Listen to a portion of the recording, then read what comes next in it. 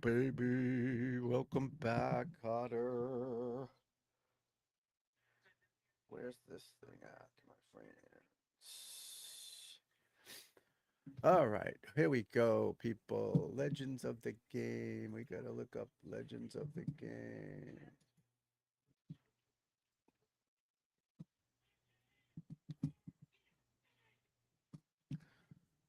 Legends of the game. Hey, what's up, my friend? Good morning. Good morning. Guten Tag. I'm tired today. I'm not gonna lie. Not gonna lie. Tired, buddy. Let's check it out. I was watching the women's British Open. Yeah, I'm tired today, my friend. Too simple. Let's see how it's probably what's it? It's an hour. I'm in the East Coast here, so it's an hour west. Let's see what happens here, my friend. Our boy Cove Jackson starts off at 7:33. Ricky Fowler 5 under through 7. Holy smokes! Tied in second. Peter Malinati 6 under through 8. Holy shit!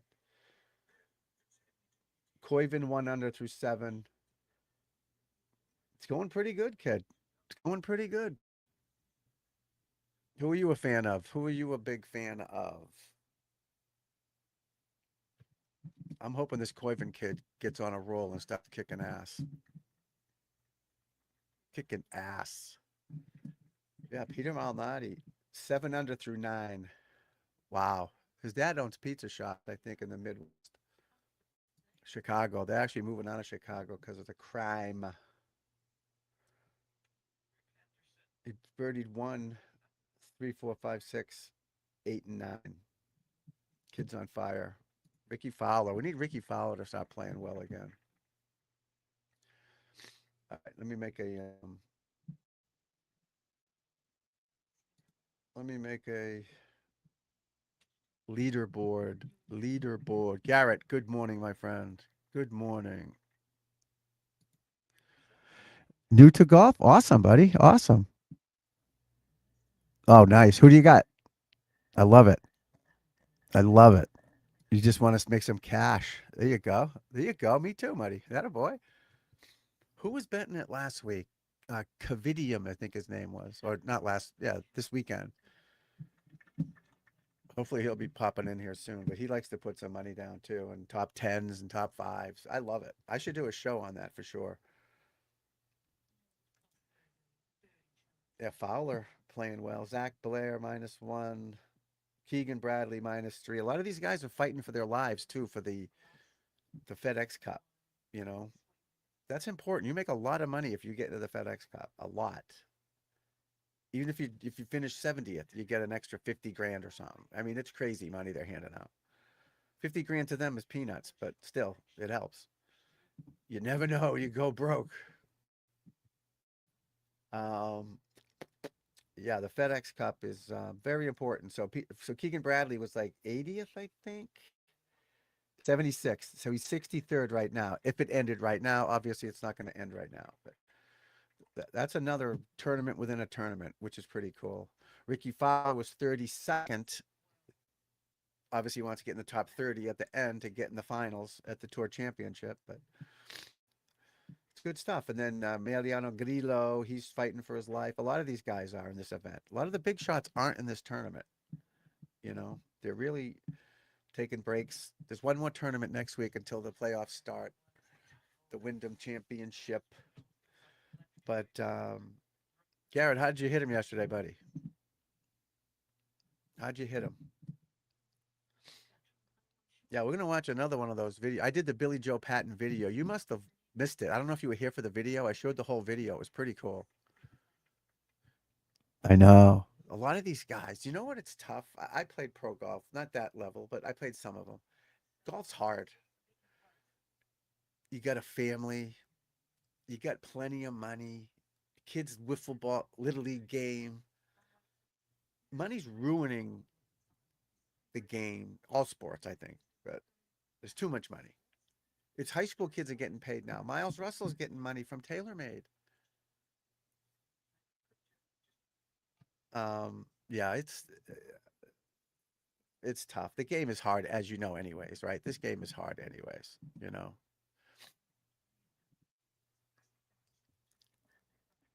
That a boy. Birdie Fest. I hope not Bride Fest. Bride Fest could mean something else, but yeah, golf is the best. I don't know if it's on. Is it on today? Is it on Peacock right now? I guess I could put it on, huh? The ladies I'm watching is ladies Women's Open was on earlier, but let me see if I can get yeah, Rocket Classic. It's on right now. Perfect. And I apologize to the women and the people who love the ladies. Nobody wants to watch it. No offense. I love the lady. I have a daughter and a wife. I'm all for women's sports, but nobody wants to watch it. Nobody's going to tune in to watch it, you know? Birdie Fest, buddy. Birdie 69 wives. That's the Islamics do the wives, right? 79 wives or something if you kill yourself. That was a joke. Don't I didn't mean that. All right, good. I got the Rocket Classic on now. Perfect. It's on ESPN Plus. Here's my boy Koiven, one under. He's on 18, but it's his ninth hole. He started on 10.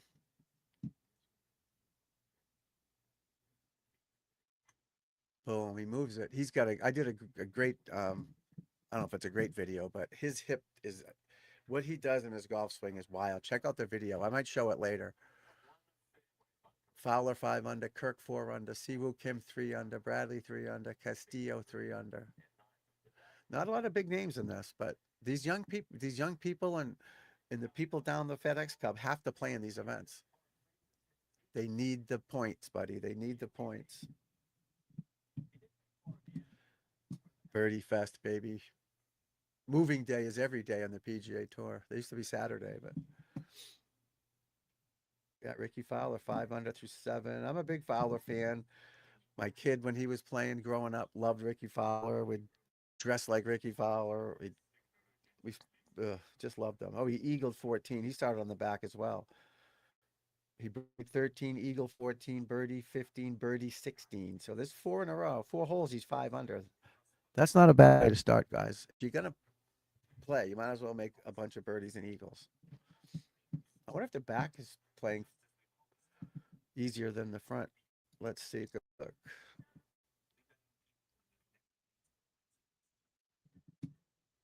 Ricky started on the back? Yeah. Where's the asterisk? Oh, yeah. Well, Malnati started on the front. He's 7 under through 9. How's that?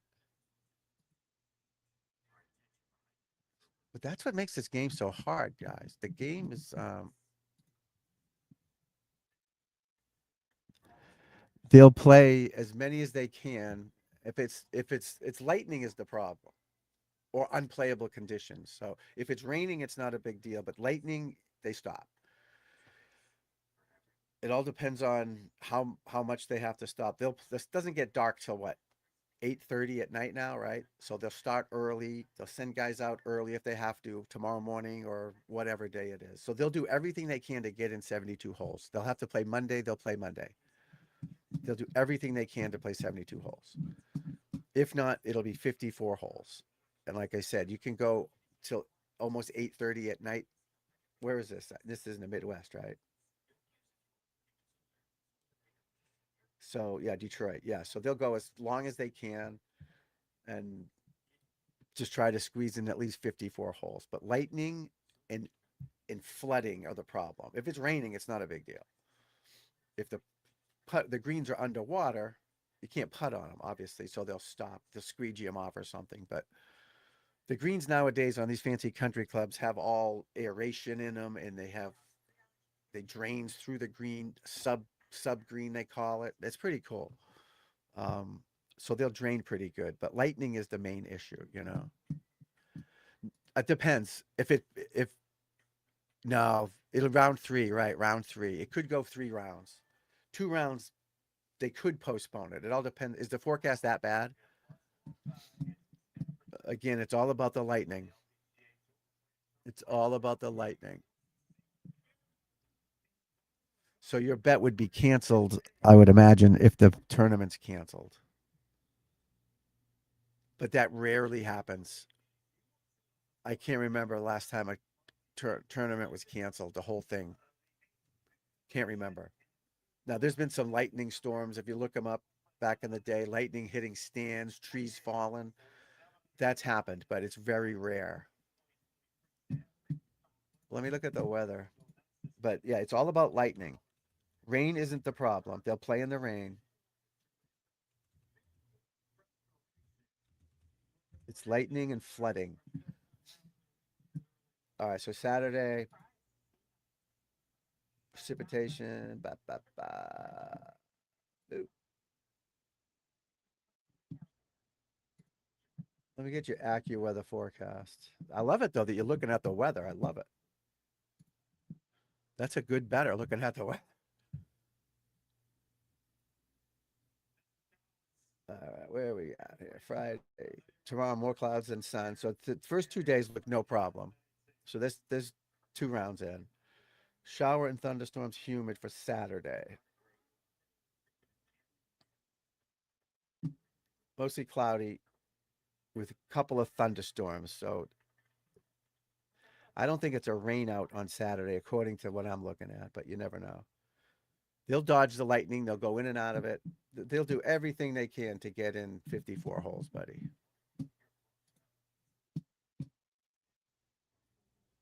Who am I betting on? I haven't had any this week. I didn't do any yet. I wait till the weekend, till they make the cut, then do it. Your odds are less, but you still. I wait. I might last 9 holes before I do it, and I'll see who's down there. You know what I mean? I don't do them the whole 4 days, so I wait to see who makes the cut, and then say a guy's in 21st, and his odds are really good, and I'll throw something on him to get in the top 10 to see how he's playing, things like that. I like to do like like baseball. I'll do the pitches, literally the pitches. If the guy's gonna steal seconds, shit like that. But I usually wait till Sunday before I do it. Now the Masters and things like that, I'll do it for the top 10s, top 20s for sure. But the regular tournament like this, I'll wait till Sunday because you can bet anytime you want. It's crazy. You could bet right now on who's going to win this hole, who's going to hit the green. It's crazy. My big thing was betting on basketball, on 3 pointers, block shots, all parlays. I do a 8 way parlay with Steph Curry had to make three pointers, crazy stuff, and I won a lot. No fantasy, no DraftKings. Yeah, no, just individual player. If he's going to finish in the top 10, top 5, win. You know, no, not fantasy. No, that's I did fantasy before DraftKings was on DraftKings. They had an app where you could do it, fantasy. But once you could bet legally on the app, then I just went right to the. You could bet if he's going to make this putt or not. It's crazy. But you're new to golf in general. Do you play golf, or you're just new to watching golf?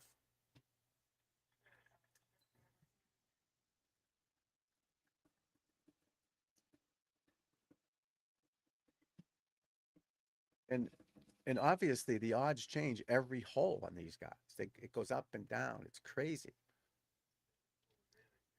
All right, Fowler's got par bogey putt. What's happening, Ricky?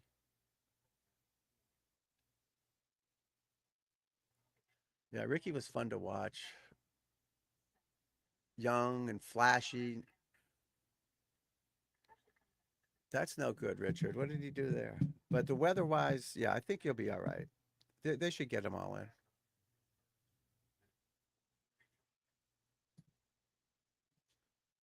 That's a birdie. There's a birdie. There's a new to golf in every way. Wow.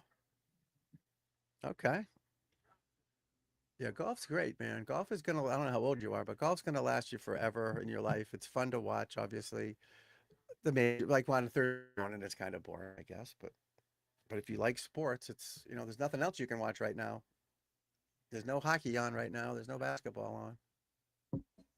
Maybe some soccer in Europe or something,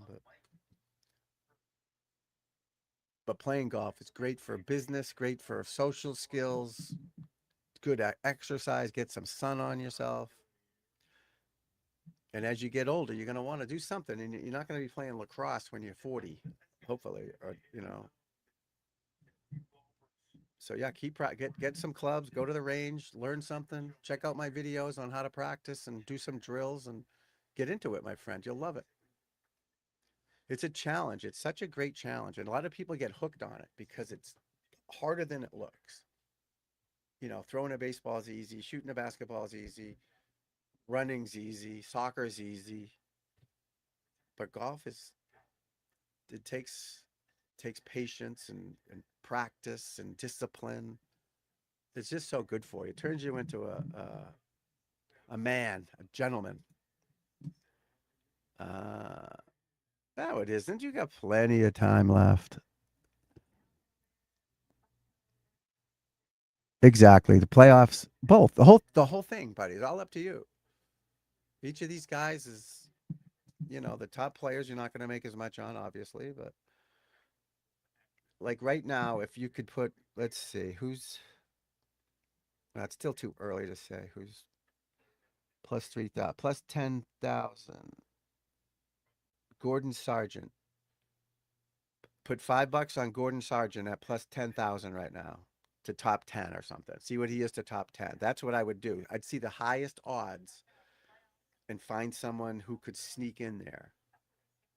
Him at plus 10,000, 25,000, Brant Snedeker to win. I don't know what it'd be to top 10 or something, but that's what I would do. Or if you're going to parlay a bunch of guys, you can do, DraftKings has those preset ones for you, or you can customize your own. There's so many ways to do it. And I like doing the parlays because they're pretty easy. If you do it right, you can get them, you know. You can get 6 out of 6, no problem. If they're reasonable, you can't do crazy ones, but you're not going to get rich doing it. But you put $20 on it, you'll make a couple $100. Come on, dude, hit the ball. These odds are crazy. 100,000 to 1 right here. Davis Riley of winning the tournament. Adam Svensson, 100,000 to 1. Million to 1. Stefano Mazzololi.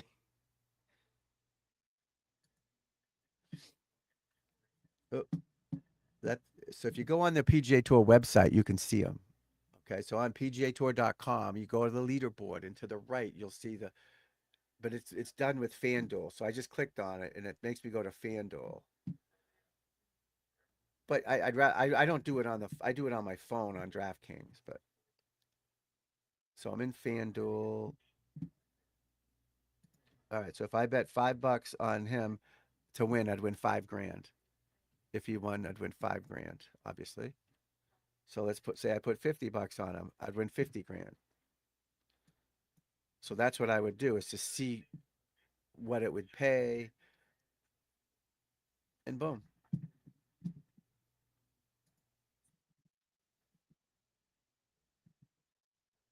But I usually wait till Sunday.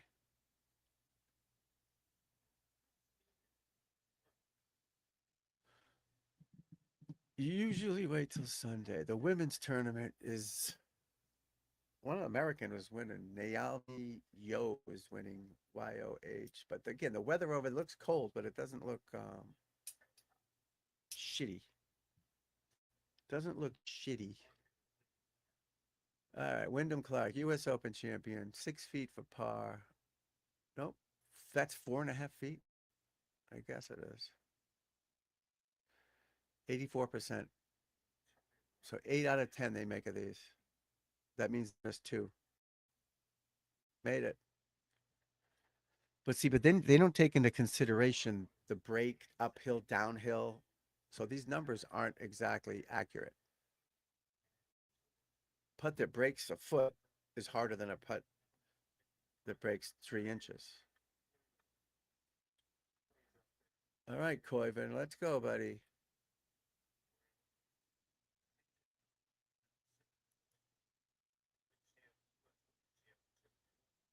All right, Ricky, what's he got?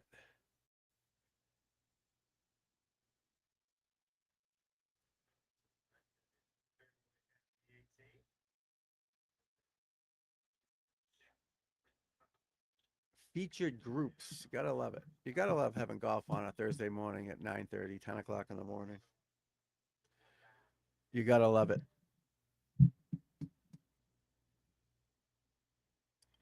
Malnati is on fire.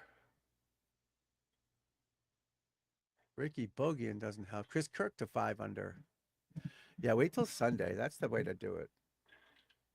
Well, yeah, I mean, you could do low round of the day. There's so many different ways to do it.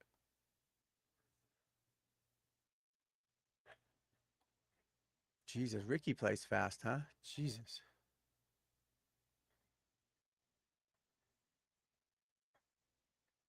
25 feet. Not a good shot. Not a good shot there, Ricky. Xander Schauffele. He's in the right rough. What's he doing? What's Xander doing?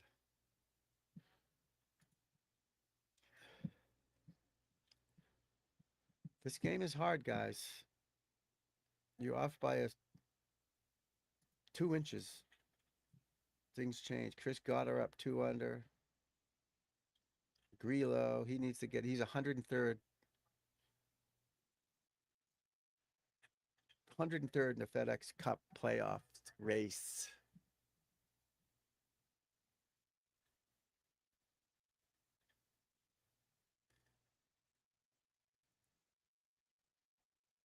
We got a bunch of people out there, though, huh? It's a pretty good crowd for Thursday morning. I love it. What club is this at? Detroit Golf Club. 77 degrees there. Wow. Humidity here is crazy. It's not that cold. It's 65 here in Boston, but it's the humidity's 93%. It was 93%. 90% now. That's hot. Humid. That's why I'm sweating indoors here. I got the windows open trying to get some air, but it's humid as shit. Oh, Shoffley jacked it. Flyer. Sometimes when you're in the rough, do you know what a flyer lie is, people? The grooves put spin on the ball and keep the ball going the correct distance. But if you block the grooves off in the rough, the grass blocks the grooves off.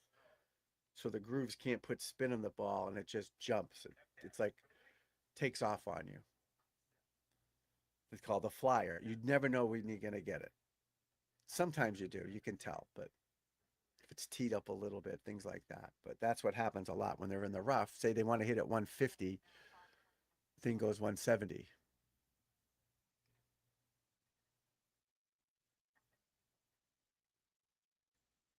Pot Gaita. He hits it a mile.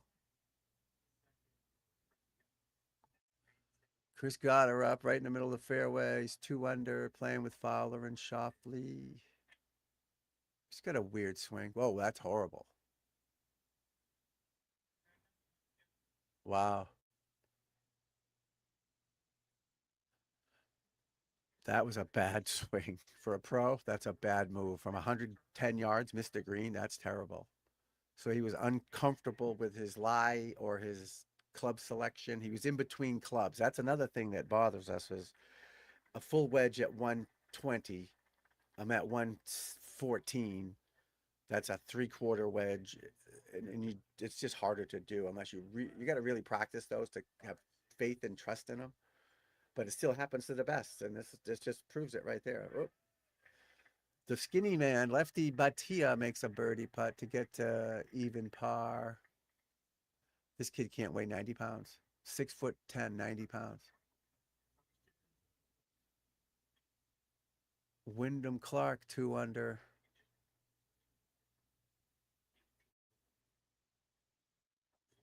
3 wood.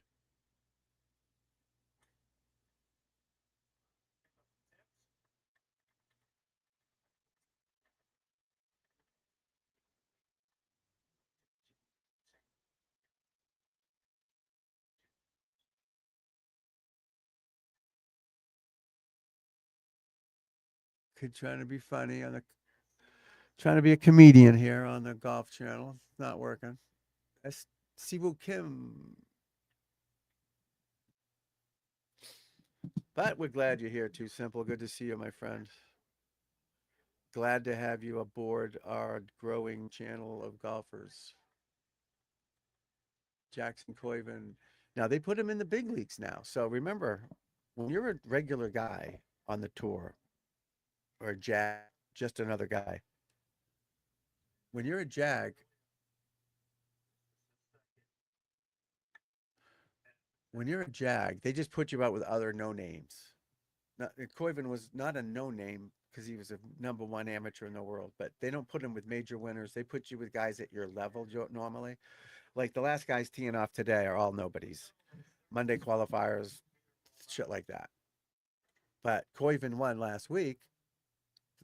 Now he's in the winners bracket. But they put him with two major champions, which is unusual. Keegan Bradley and Wyndham Clark. So now he jumped up a notch in tee times. Prime tee time. That makes a difference. Let's see how he handles it. You know, let's see how he handles it.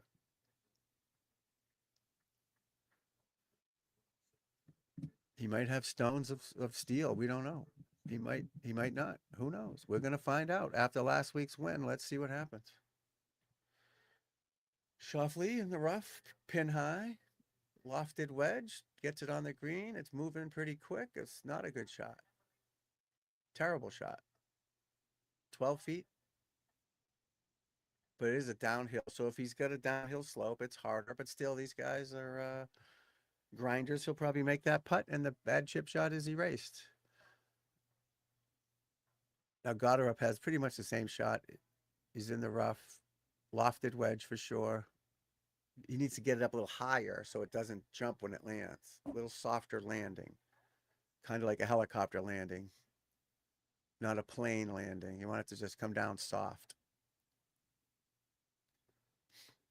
Let's see it, buddy. Let's see it. Show us what you got. Breaks left to right.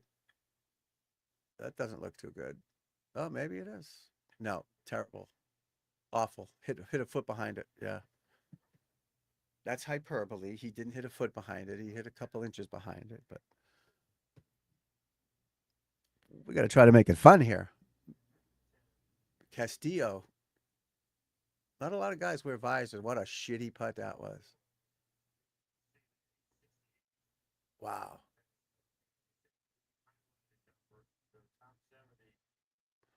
Come on, Ricky. Drain it.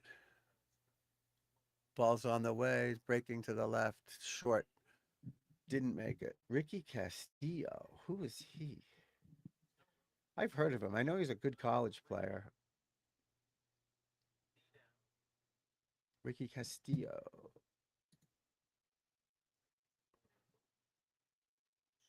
Tony Finau's wearing these strange pants too. The baggy pants look. Nice putt though, but is he Mamel? That's Nike makes those? Holy shit. The baggy pants are coming back, everybody. Ricky Castillo. He went to the University of Florida.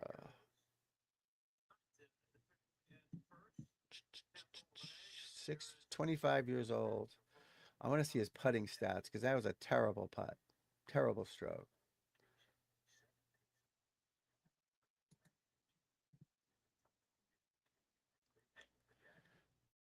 Stroke gain. He's 92nd in putting. No, I'm sorry. That's not putting. Tried to do putting. Oh, no. He's a pretty good putter. 66th. 66th. Can't even talk today. Putts per round, he's 20th, 28.31 putts. One putt percentage, 59th. So he's a decent putter. But that putt he just made was terrible. It happens, folks. That's what's kind of good about these tournaments, too. You can learn about guys you don't normally follow. On the weekends, you're watching the best players play their best. But on Thursday, you never know what you're going to get. Malnati still 7 under. Kirk 5 under.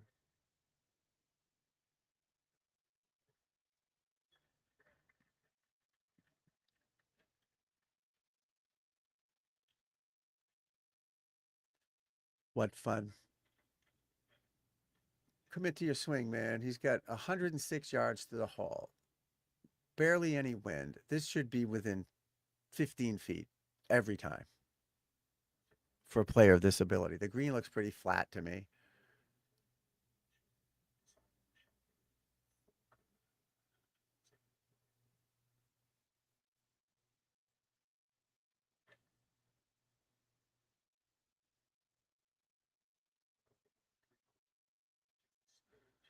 Can't tell.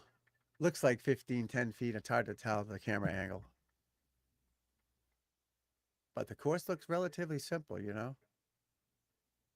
Pretty flat. Got her up for par. Ooh, we missed it. That's what can help you with the when you have a bad chip shot. That putter is so important to help you save these pars. You know, guy who can putt well is going to gain strokes on everybody. Obviously, that just makes sense. But it's funny. Some guys have great games and horrible putters, or great putters and horrible long game. Oh, nice putt, Malnati. Holy shit! Just made a 30-footer for birdie. He's obviously one of the afraid of the sun. He's got the skin hats on and the sleeve things on. Nice putt, 8 under through 11. You gotta love it.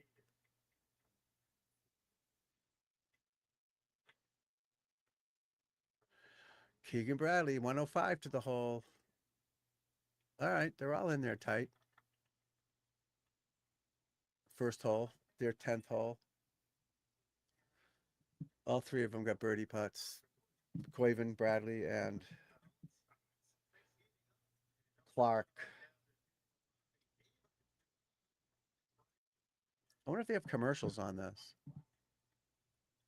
They do. Damn it. I was hoping for no commercials.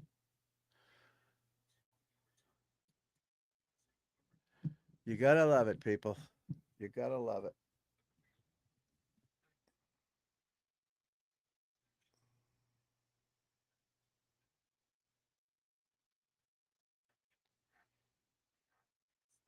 AI. Everyone loves AI.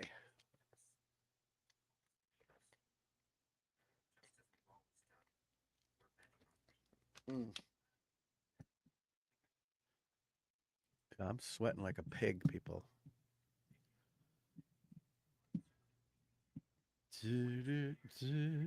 What does that button mean?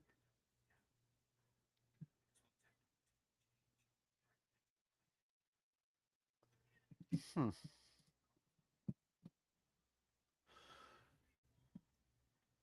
Detroit Golf Club.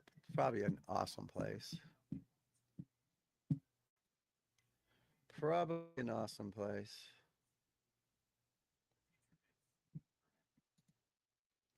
I gotta find that other that channel we watched yesterday with the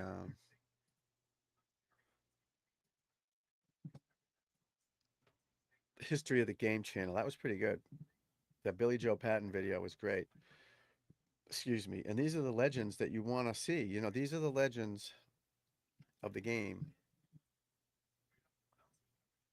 that people don't know about. You know, and I learned something yesterday. This guy I played with back in the 80s and late 80s or 90s, Bill Campbell, he's an older guy at the time, but he was a legend in the 40s, 50s, well, 50s, 60s, 70s as a golfer, amateur golfer, a legend.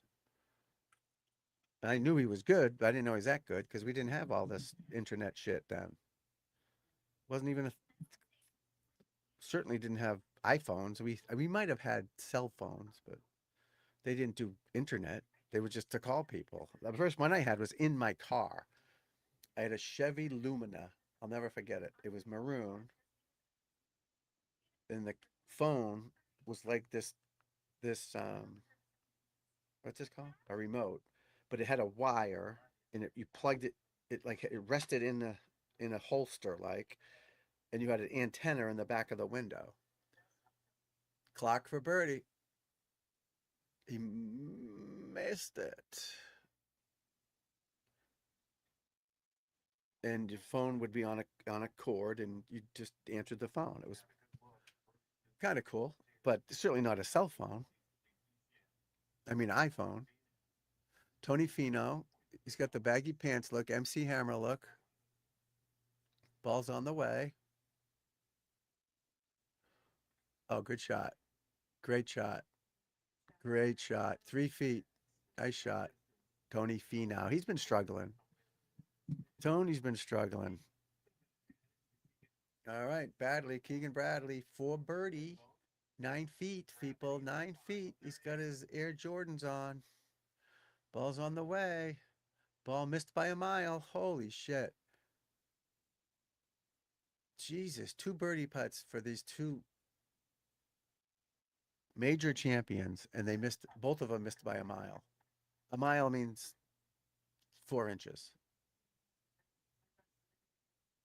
And next up, we got the kid, Koiven, who won last week with that crazy hip swing he has. All right. Chris Kirk, 5 under going at it. Doesn't like it. It's out to the right.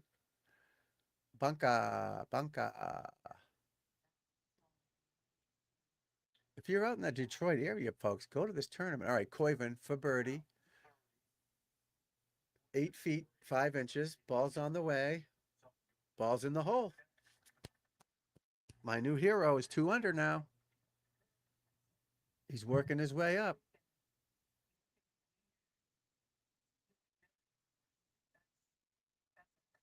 Shoffley on the tee. First hole, his 10th. 3 wood. See, there's bunkers out there you have to lay up short of on this hole, it seems. So they're all hitting 3 woods. Oh, that went in the rough. Shitty bounce. When you miss the fairway as a pro, laying up, it stinks. Nobody likes it. Nobody likes it. Oh, Batia. He's just off the green. He's got a lofted wedge. I mean, he's hitting a low skimmer. Oh, that didn't even get close. Terrible shot. Should have putted it. Putt it. Bump and run it with a 7 iron. See, he may not have that shot in his game. A lot of these guys don't know these shots. But to hit a lofted wedge from right there is silly. Again, all he's got to do is make the putt, and it didn't matter what he hit. But he's 20 feet short.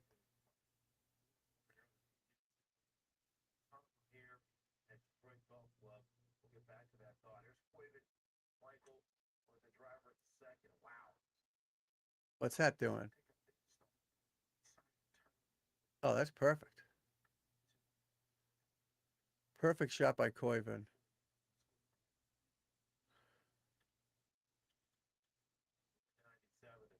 Wow.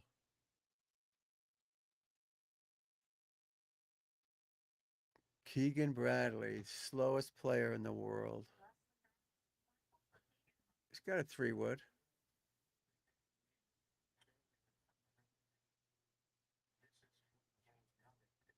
That should be perfect. Right in the middle of the fairway. The whole curve's left, obviously. Great question.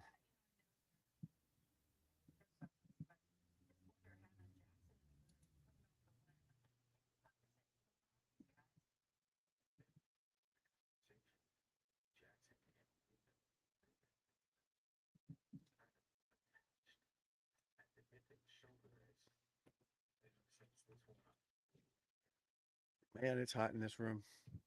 He hit that 326, Koiven did. 326. 171 to the hole. Pins in the far left of the green.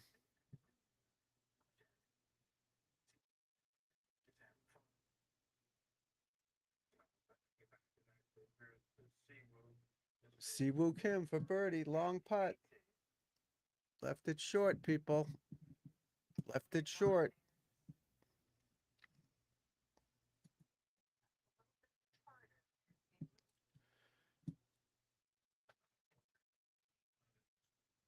Oh, boy. I need some AC on, folks.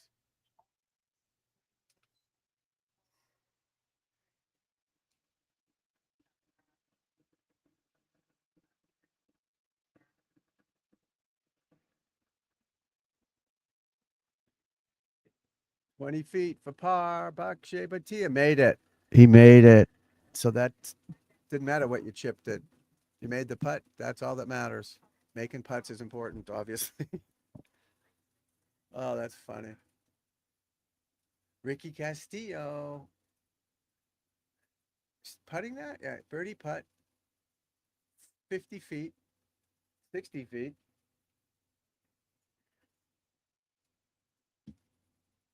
Not bad. All right, Richard Fowler, 130 to the hole. Get close. I mean, these guys should be killing this course. Every shot is 130 or less. Oh, he stuffed it in there. Yeah, he stuffed it in there. Chris Kirk's got about 13 feet for birdie.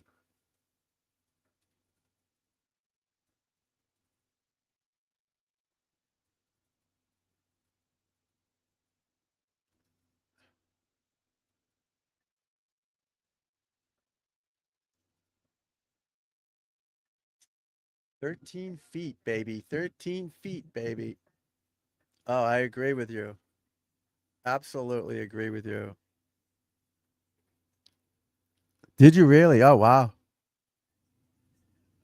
Yeah, did he use that long thing back then too? I don't know. I'm not a fan of that at all. I remember they used to put it in your stomach, right? Remember that? You literally put it into your belly. He didn't know. He's obviously a better putter with it because he wouldn't be using it if he wasn't. But yeah, I don't like it. I don't it's not golf. It's not golf.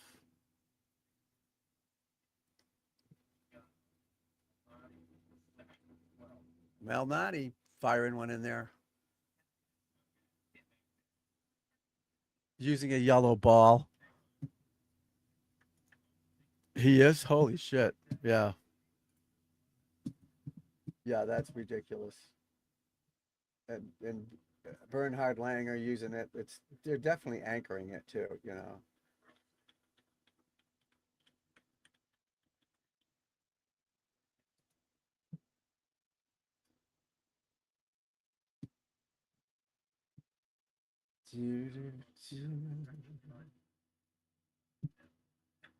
Akshay. He is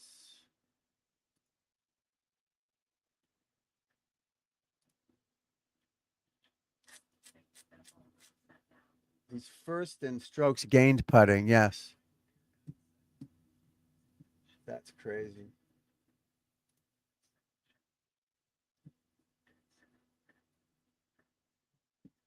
Wow. Yeah, top 10 in all the stats. One putt percentage, sixth. Putts per round, seventh.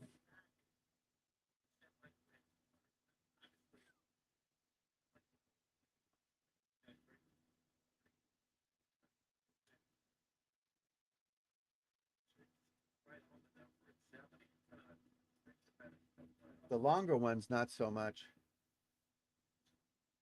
20 to 25 feet, he's 106, but the rest of them,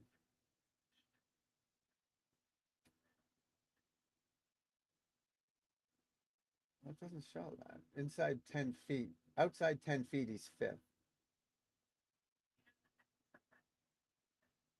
7 feet, he's 111th. They've got every stat here. It's ridiculous. Every putt he's ever made.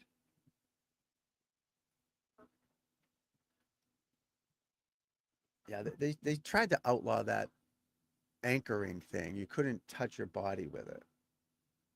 So now they hold it off their body supposedly. But they used to stick it into your gut. Like the putter would go into my belly and I'd putt like that, you know, which is, obviously they got the yips, they got the handsy with it, and they can't do it. So they're taking the hands out of it. I get it. And that same thing with the craw. But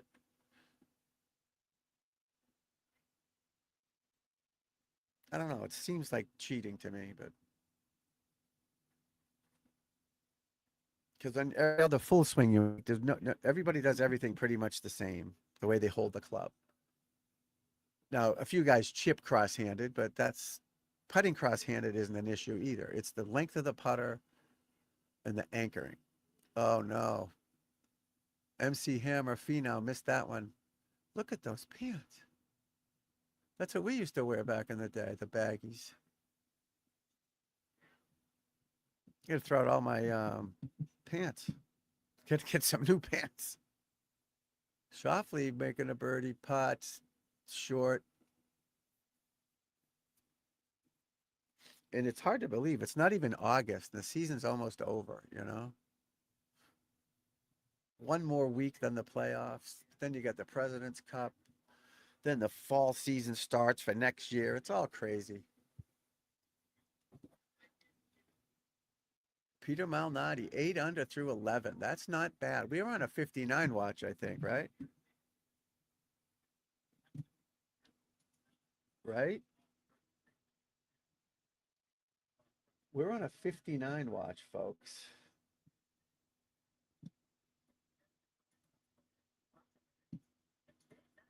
What's par here? 72? Par 70. Holy shit. Definitely on a 59 watch.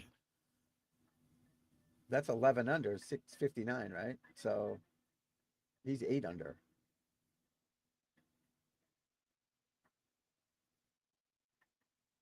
Seven holes left to make 3 birdies. One par 5. What's the par 5 at? 562.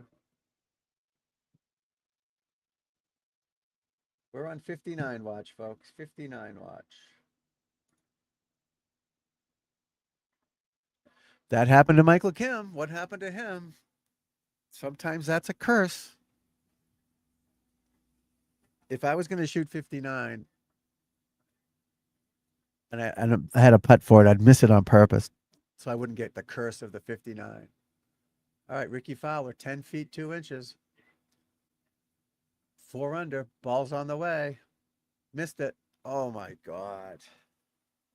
We've seen more putts missed. And Wyndham Clark just had the same putt and missed it on the other side of the hole. That's his problem. He used to be such a good putter. Ricky Fowler was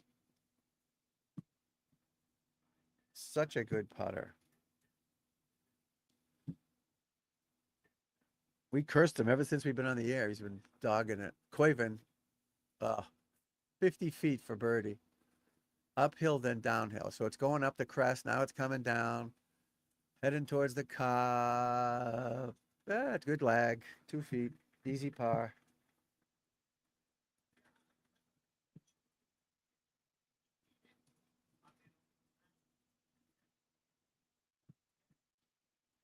Richard Fowler putting. Yeah, 40th, 68th, 69th, 65th. Strokes gained putting 40. Not good.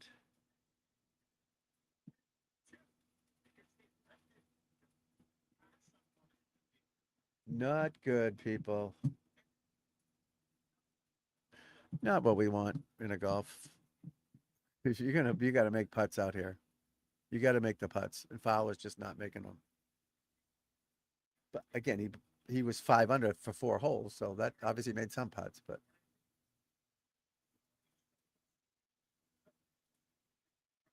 Koiven, my boy Koiven, though, 2 under through 12, well, through 11 holes.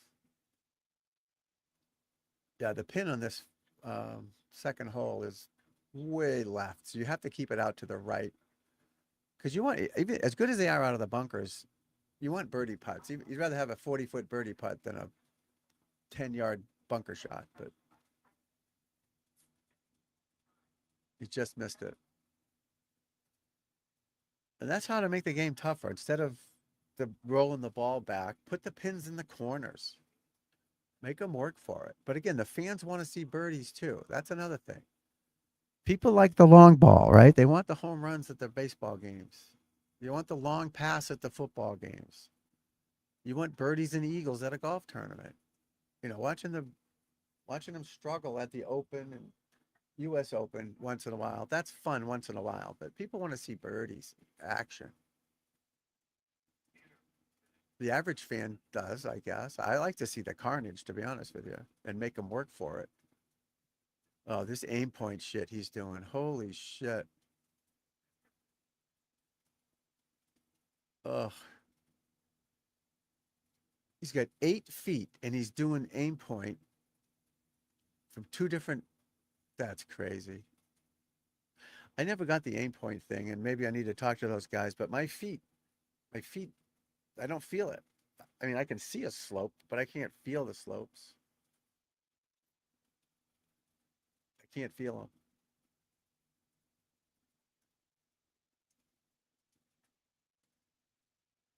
So what did he get? He didn't do the hand thing though. He just did the feet thing where he straddled the line. He made it. He's got that jailbird putter. Ricky was using that for a while. Malnati for par, I'm assuming. Yep. 2 feet. That yellow ball's disgusting.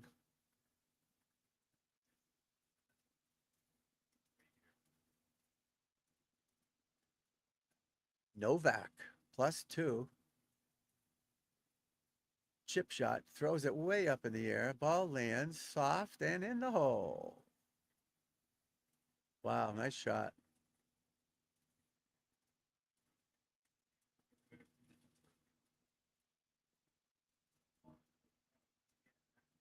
Andrew Novak. What a shot. Aggressive. He's got a lofted wedge, uphill shot. Be aggressive with it. Don't be afraid to swing at it, especially go uphill with loft on it. So you're 60 degrees now, like an 80 degree. So you need some speed. Otherwise, you go right under it and just flop it. All right, here's your boy, Akshay. Can't weigh 80 pounds now. Sweating. Smooth, a nice swing, but just back and through. It's so simple. Oh, he almost made it. Great shot. Great shot. He's a tall fella, it seems, but he's tiny. Malnati on the tee at 13. Good driver. Striped it.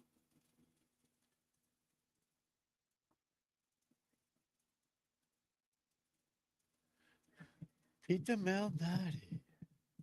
Malnati Pizza, right? I'm surprised he doesn't have his dad's logo on his shirt. His dad's too cheap to pay him to sponsor him.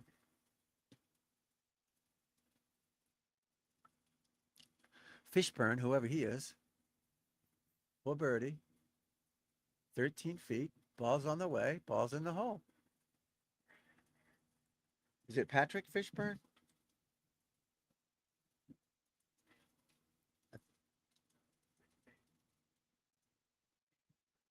Yes, Patrick Fishburne. I guess I know more than I think I do with these guys. Keegan Bradley off the tee. Into the trees. He's all right. He's 76th on the 76th FedEx playoff. Oh, Xander, ball way before his feet. He's got 170 to the hole. In the heavy rough. All carry, it looks like. Went after it. Almost fell over. Ball's on the way. Ball is bunker. Greenside bunker. Yeah, that's a tough shot. He'll make par. This is the hole, the pin, the second hole with the pins way left. Jackson Coyven laying up with an iron off the tee. He's only missed one fairway. 16th hole, right in the middle of the fairway again.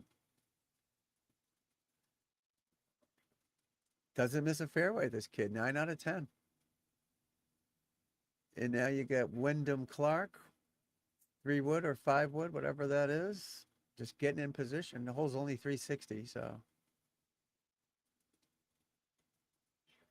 Oh, doesn't like it.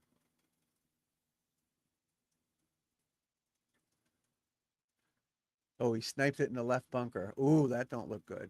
There's a lot of grass on top of the bunker. Doesn't look good there.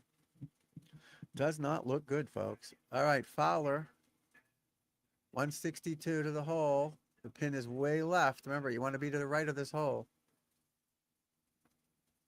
All right, 20 feet short. Good shot. Got a birdie putt. Something bound to go in. Oh, Detroit Lions, Detroit Tiger logo. That's pretty cool. I love the Tigers uniforms. Malnati 8 under, Bradley 5 under, Fowler 4 under, Kirk 4 under, Kim 4 under, Sargent 4 under, Finau 3 under. All right, give me 1 second here, folks. I got to do a quick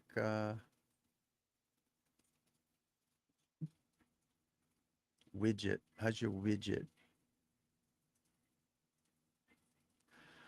How's your widget?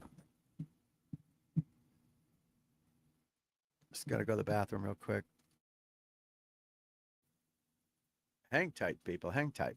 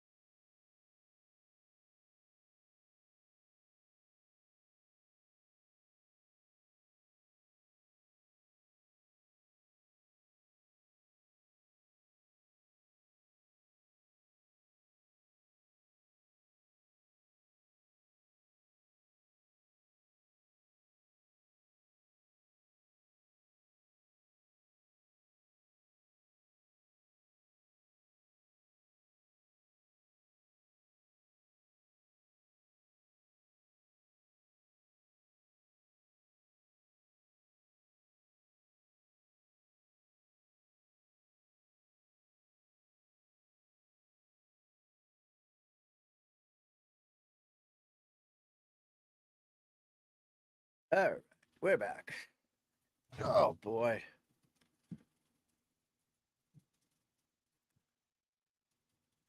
Now I'm freezing.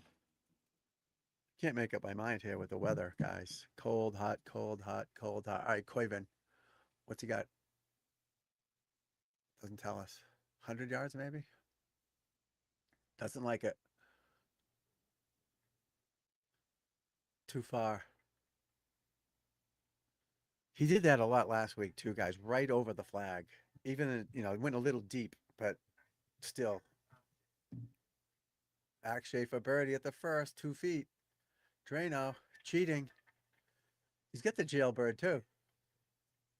That's like the best long putter, it seems like, the jailbird. Who makes the jailbird? Odyssey?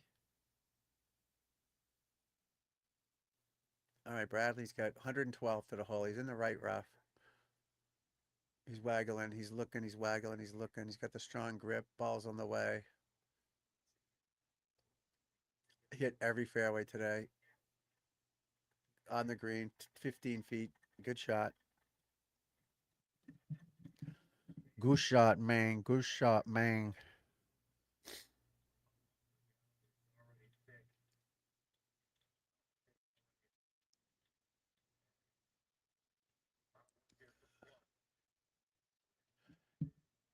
Yeah, the gallery's getting good here too, which is nice. But we're gonna show. We're gonna find a legend of the game. We're gonna watch that as we watch the golf here.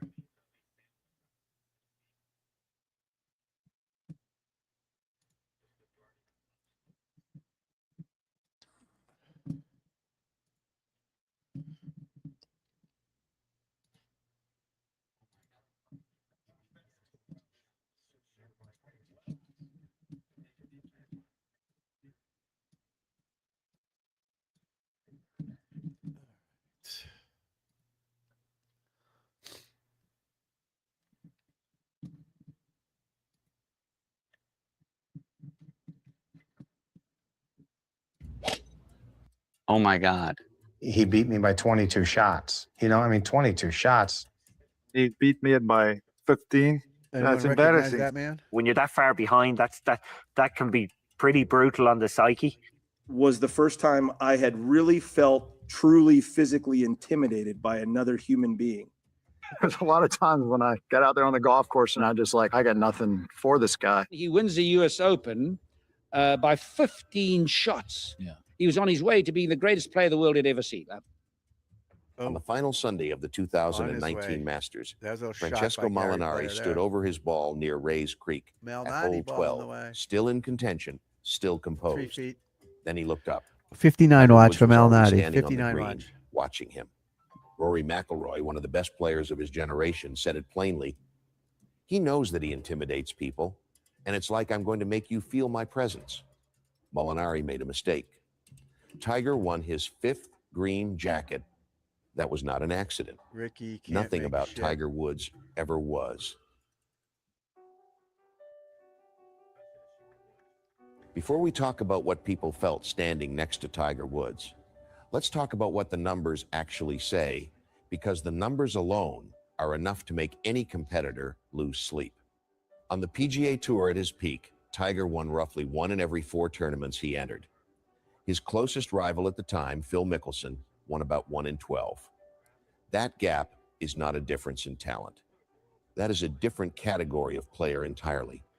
In 2000, Tiger won 9 times in 20 starts. That same year, at Pebble Beach, he won the US Open by 15 shots. Not 5, not 8, 15. The next closest player finished so far behind that the margin felt less like a golf tournament and more like a demonstration. Jeff Sluman, a veteran Hopefully you guys remember Tiger, how great he was. If you're young, go watch his videos. Watch this one. These guys were all intimidated by him. They knew he was going to win. He knew he was going to win. It was crazy. I mean, just crazy. And you think Scheffler's good? Forget it. Rory, forget it. This guy's not even in the same league. Not even in the same league. Just amazing. PGA Tour player once described watching Tiger hit a 4-iron from a downhill lie in a fairway bunker over trees into a 30-mile-an-hour wind and stick it close. Sluman said, "There's no man ever in the world who could hit that shot." Everybody just started laughing. Dave Stockton, another respected voice in the game, put it even more directly. He has shocked us like nobody ever has shocked a group of athletes. That was not admiration. That was bewilderment. This is true. There is a famous thing that was once said about Jack Nicklaus, JC. Snead, a longtime tour veteran, described competing against the Golden Bear like this. He knew he was going to beat you, you knew he was going to beat you, and he knew you knew he was going to beat you. Didn't I just say that? That sounds terrifying. But here is the difference. Players who competed against Nicklaus still believed somewhere deep down that they could beat him on a given day. They showed up thinking they had a chance. With Tiger, that belief disappeared entirely. Golf Stephen Digest Ames. reported that He beat him players of 10 and Tiger's 8 or era something crazy. simply did not think they could beat him. Stephen Ames said something crazy like, "Oh, he's not playing great. He's hitting it out the way he's playing, something stupid." And I think he beat him 10-8, won the 10 holes in a row. I swear to God, just beat his ass like a beating, an absolute beating. You know. But what are you gonna do? You're gonna, you got to stand up to him somehow. Koivan for par, damn it. But just so you know, this channel, Legends of the Game, Legends of the Green, it's called. Sub to it if you would. Peter Kessler is this man talking. He's a legend from the Golf Channel back in the day. Great channel. I hope they don't hurt us for showing this, but pretty good stuff. Not probably won't. Not You notice the common unlikely. color he's wearing They too, right? genuinely did not believe it was possible when Tiger A lot was of at his black and best. red.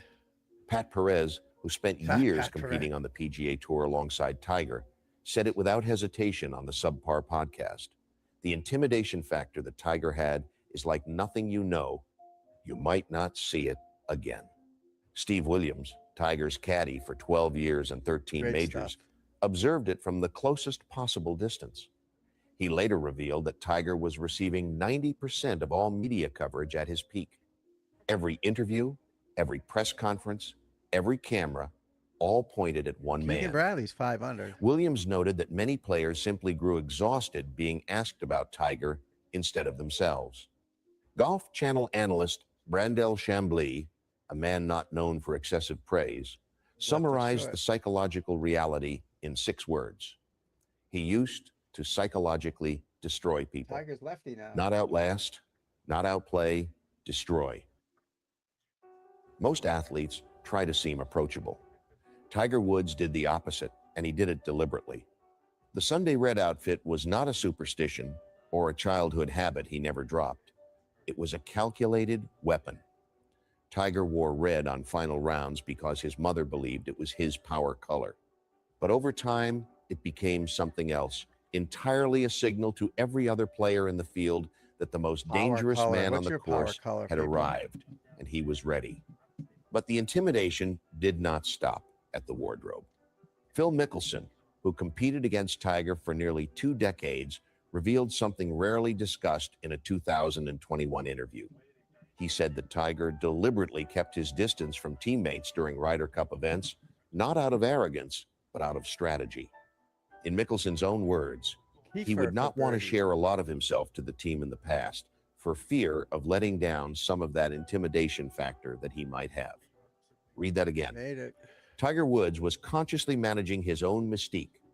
He understood that the moment people saw too much of him, the real him, relaxed and human, some of that psychological right edge there, would right over dissolve. there behind me. Most athletes cannot help being themselves. Jordan and Tiger together. Tiger chose very Framed, carefully beautiful what picture version that. of himself the world was allowed to see. That is not just mental strength. That is a level of self-awareness and competitive calculation that very few athletes in any sport have ever demonstrated. Train hard, fight easy. Tiger I Woods love it. did not become the most feared competitor in golf by accident. The blueprint was drawn long before he turned professional. His father, Oh, look Earl at the guy's Woods, umbrella fell was a over in the Green background Beret there. who served in Vietnam. Earl raised Tiger not just as a golfer, but as a warrior. The philosophy he passed down was simple and military in its clarity. Train hard, fight easy. Every hour Tiger spent on the range, every repetition, every uncomfortable practice session, it was all preparation for a moment when other men would crack and Tiger would not. That mentality went far beyond golf. Oh, he's all right. In the years following his father's death in 2006, Tiger began spending time with Navy SEALs at private training facilities in California. He ran 4-mile courses in combat boots. He practiced weapons. He cleared buildings in live training simulations. One retired SEAL, Ed Heiner, recalled watching Tiger move through a combat exercise and said, "He's not freaking out. You escalate it, you start shooting, and then you start blowing stuff up. A lot of people freak out. It's too loud, it's too crazy." He did well. SEAL instructor Ben Marshall put Tiger through a combat stress shooting course, carrying heavy ammunition boxes, doing overhead presses, running uphill, all Oh while God, shooting Wyndham at Clark targets. just shanked the driver. Marshall's assessment was brief. He just went all out. There is one moment that captures this mentality perfectly. During Right, a Russ. training visit, Marshall challenged Tiger to a driving contest in exchange for an autograph. Tiger agreed. Marshall hit a solid drive. Then Tiger got down on his knees, gripped the It's sad what happened to Tiger. I don't know if it's self-imposed, obviously, with all the girls and the wife thing and the pills and the car crashes. It kind of sucks. Gary Player was kind of right, I guess, huh? But this guy was, people would stop what they were doing to go watch him play golf. Literally plan their day around his golf. Just amazing. The what he did for golf and growing the game and TV and money, just crazy big. It was a big deal. Tiger Woods, who's like that now that people care? Nobody, you know? That's why we need someone to step up. Just start winning every week. club like a baseball bat Every and other drove week. the ball past Marshall's. Every SEAL watching started laughing. Tiger Woods was not built to lose. Not on a Look at golf this. He course, knew that was in not before on he his hit it. knees in a California training facility, not anywhere. As Tiger himself once said, 59 there's no watch sense for in going to a Malnati. tournament 59 watch. if you He's don't 9 believe under that you through can win it. 13. And that is Peter the belief I Malnati, have always 59 had, watch. and that is not going to change. That'd be 2 weeks in a row. If you want to understand what Tiger Woods did to an entire generation of golfers, look no further than Phil Mickelson. Mickelson arrived on the PGA Tour before Tiger. Mickelson He would was have won talented, 100 times. creative, and widely expected to dominate the sport. Then Tiger turned professional in 1996, and everything changed. Mickelson would go on to win 6 major championships and 45 PGA Tour events, a career that any golfer would consider extraordinary, but he never once reached world number 1. Tiger had won 8 majors before Mickelson won his first. That is not bad luck. That is dominance. What makes the story remarkable is what Mickelson himself admitted. At a press conference during the 2017 PGA Championship, he said, he forced everybody to work a little bit harder. He forced everybody to look at fitness as a big part of the game of golf. The And I young think kids with Fowler, Thomas, Spieth, Scheffler, all these guys got in the gym and worked harder, and he did that to them. These young kids. There's more than that, obviously, but he did that. He boosted the young kids. They wanted to be Tiger. My kid wanted to be Ricky Fowler. He was too young for Tiger. Tiger was there, but Ricky was a different type of flashy dude. But actually helped me with longevity. And in a separate interview that same year, Mickelson went further. I feel as though had Tiger not come around, I don't feel I would have pushed myself to achieve what I ended up achieving because he forced everybody to get the best out of themselves. Ernie Els, who finished behind Tiger at multiple majors, including 2 in the year 2000 alone, echoed the sentiment with equal honesty. This guy was so special, and he absolutely changed the game. He got us to really elevate our games. Here is the uncomfortable truth those quotes reveal. Tiger did not just beat his rivals, he rewired them.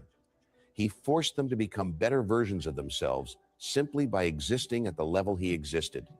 That is a rare and deeply unsettling form of dominance. pretty good. Oh, this is funny.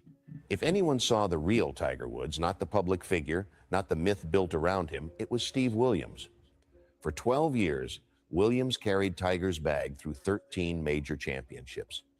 He watched Tiger up close in the moments most people never see.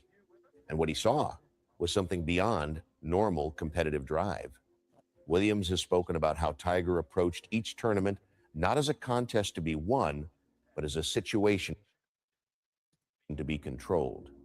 Every variable, every decision, every emotion managed with the precision of someone who had been trained since childhood to treat golf as something closer to warfare than sport.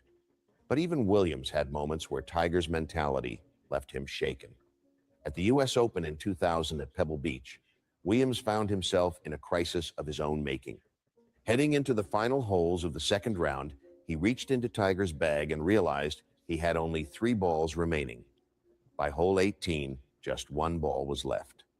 The hole bordered the ocean on one side and out of bounds on the other. Williams quietly reached into the bag and placed his hand on a long iron, the safe club, the sensible choice. Tiger looked at him and said, "Take your hand off that." He took the driver, he hit the fairway. He went on to win that tournament by the largest margin in U.S. Open history. Williams also revealed something equally telling on the Subpar podcast. During stretches when Tiger was playing well, but perhaps too comfortably, Williams would deliberately give him slightly incorrect yardages, just enough to spark a reaction. Because Tiger, Williams explained, performed at his absolute peak when he had an edge of anger or agitation driving him. Think about what that means. The most dominant golfer in history played his best golf when he was, in some small way, irritated. Most athletes fall apart under that kind of internal pressure. Tiger used it as fuel. Witness. There is a certain kind of praise that carries more weight than any other, the kind that comes from someone who has stood at the very top of the same mountain. Jack Nicklaus won 18 major championships. Gary Player won 9. Nick Faldo won 6. These are not commentators or journalists offering opinions. These are men who dominated professional golf in their own eras, who understand from personal experience what it takes to be the best player in the world. And when they speak about Tiger Woods, they do not sound like fans. They sound like witnesses. Nicklaus said it plainly and without hesitation. There isn't a flaw in his golf or his makeup. He will win more majors than Arnold Palmer and me combined. Somebody is going to dust my records. It might as well be Tiger because he's such a great kid. Consider the weight of that statement. The man who held the record, the standard every golfer is measured against, looked at Tiger and voluntarily said, "This man will pass me." Gary Player, speaking in May of 2019 before a golf exhibition, recalled a private conversation that revealed just how complete Tiger's physical decline had appeared before his comeback. Tiger told me at the Masters 2 years ago, "I'm done. I'm locked up with my back. I'm finished." I didn't think he would ever win another tournament, much less a major. Incredible. Nick Faldo, who played alongside Tiger during the first 2 rounds of the 1997 Masters, offered perhaps the most precise assessment of all. Tiger knew he was different, special. He hit a golf ball differently, full stop, than anybody else. Nobody could drive it like him. Nobody could hit long irons like him, or the wedges and his short game around the greens. When the greatest players in history speak about another player in those terms, it is no longer praise. It is acknowledgement of something they had never seen before. There is a simple way to measure how intimidating Tiger Woods truly was. Look at how he made other elite players feel. Not beginners, not amateurs, but the best players in the world. Rory McIlroy is one of the finest golfers of his generation. He has won 4 major championships. He has held the world #1 ranking. He is not easily impressed. In 2010, McIlroy played alongside Tiger for the first time at an event in California. He later described the experience with a detail that is almost impossible to believe coming from a player of his caliber. In his own words, "I've never said good shot as much in my life playing with anyone as I did that day. It was just good shot, good shot, good shot." He was consistently hitting great shots the entire day and shot 6 under. But what McIlroy said next reveals Amazing, something huh? deeper. After the round, he sat with what he had just witnessed and began comparing himself to the man he had just walked 18 holes beside. Enough of that, unfortunately. PGA Tour is giving me a hard time for showing that. I don't know why. It's got nothing to do with the PGA Tour. So they're blocking it on Facebook, and they suck. I don't understand it. Copyright enforcement. That's insane. It's not the PG selection claim, PGA Tour. What are you talking about?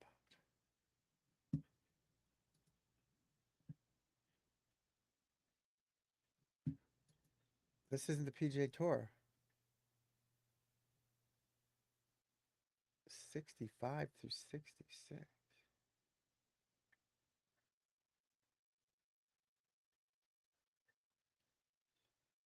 That's crazy. They're crazy. The PGA Tour gets so upset when you do shit like this, guys. I hate to stop it, but it's nuts. It's not even their video. It's someone else's video. How can they complain about it? And who knows if they'll do it on YouTube, but that's crazy. Absolutely crazy. It's not PGA Tour.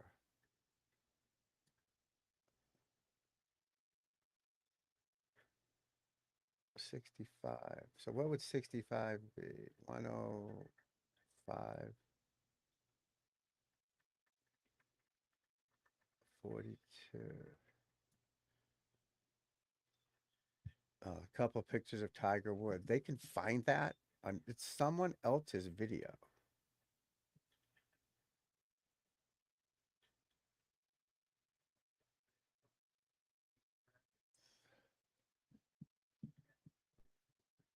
Whatever.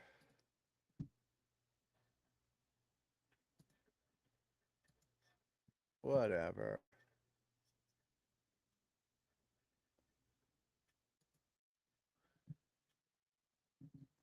Fucking assholes. They're complaining about another person's video on YouTube that had Tiger Woods on it for 21 seconds. The whole thing has got to come down. 21 seconds of it. That's insane. Insane.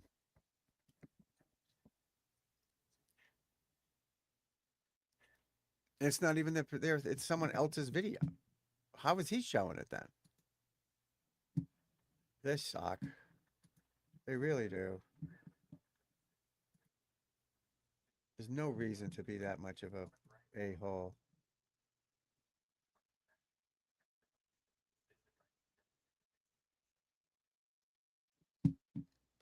I don't think, right? What's the big deal, people? What's the big deal? What's the big deal?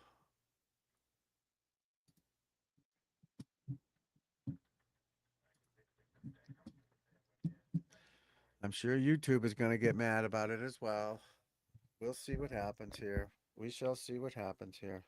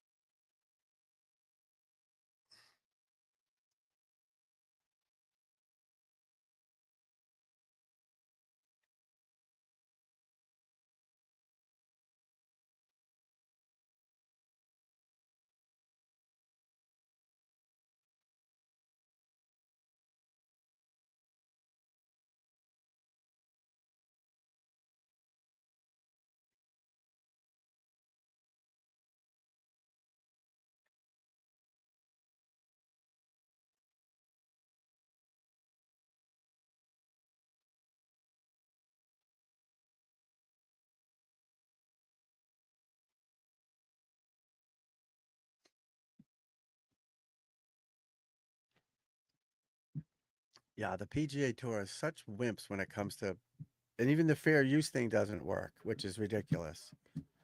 It's so frustrating. So I try to skip around the PGA Tour channels and stuff. That's how I got demonetized. That's why you have to pay in Venmo, because they get all bent out of shape.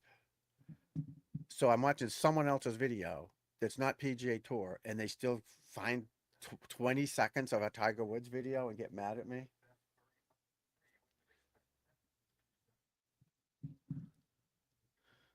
Sucks. Trying to do this golf YouTube thing is so hard. It's like you're limited. Like these people watch these trials all day long. One guy's showing the trial. He's not even there talking about it. He's just showing it on his channel from the local news station.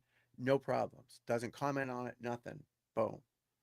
And they can do that all day long. But you try to show sports and golf or whatever, and you can't do it. It's ridiculous. I'm not showing this Tiger from 20 years ago. 21 seconds of a video. It was like 6 seconds of one, 6 and 6 or whatever, and they get all bent out of shape. They're horrible people. Horrible people.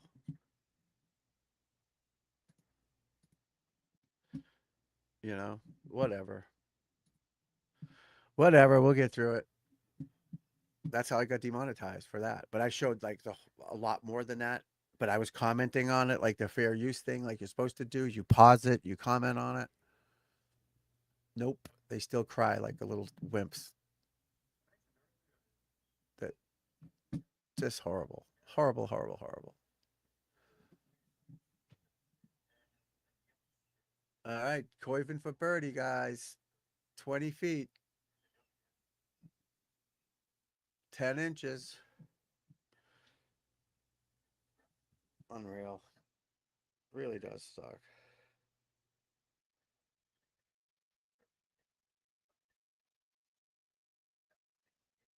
Unbelievable. Oh, well. Hey, at least we're watching golf. Coivin missed that by a mile. Missed it a foot to the left. He started it out the left and it turned left going down the hill. But still, he's 2 under. Oh, Malnati. We got don't forget now. We're on a 59 watch for Peter Malnati. Why aren't they showing him more? 59 watch. He's 9 under, par 70, so 11 under is 59. All right. They're showing Batia. They were showing up there where he anchors, but they took a camera down. You can't tell me he's not anchoring that. If he's the best putter on the tour,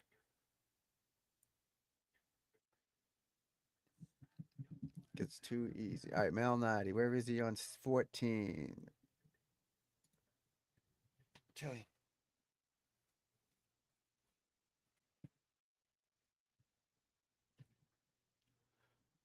Malnati has 9 feet for birdie on 14, a par 5. 9 feet. Here he is. He's putting it here. It's live. That yellow ball, though, freaks me out. He might be the first guy to do it with a yellow ball. I'm assuming he's a great putter because he's not flashy off the tee. All right. He's looking at the hole. He's doing something weird with his left arm. He's got a conventional grip. Putter's back. Ball's in the air. He pushed it way out. He missed it by a mile. He's feeling it. He's feeling it. Again, don't shoot a 59. Don't do it. Shoot a 62. You shoot 59, you're screwed. Ask Michael Kim what happened to him last week. Second round, 59. 70, 60, 90 shot the last 2 rounds. Got smoked. Finished like 15th. You don't want to shoot 59. It's a curse. Keegan Bradley left it short. Does your husband play? Does your husband play? Malnati's on the par 3. He's got a par 3 and 3 par 4s left for the 59 watch. Siwoo Kim for birdie. The next best is 5 under. Bradley and Michael Kim. Michael Kim after his 59 last week. Oh, power lip out for Siwoo. Hit the left edge of the cup and curved way to the left. Way to the right, excuse me. All right, who's that? No clue. Whoever it is, D. Thompson. Davis Thompson just made a 30-footer for birdie to get to 2 under.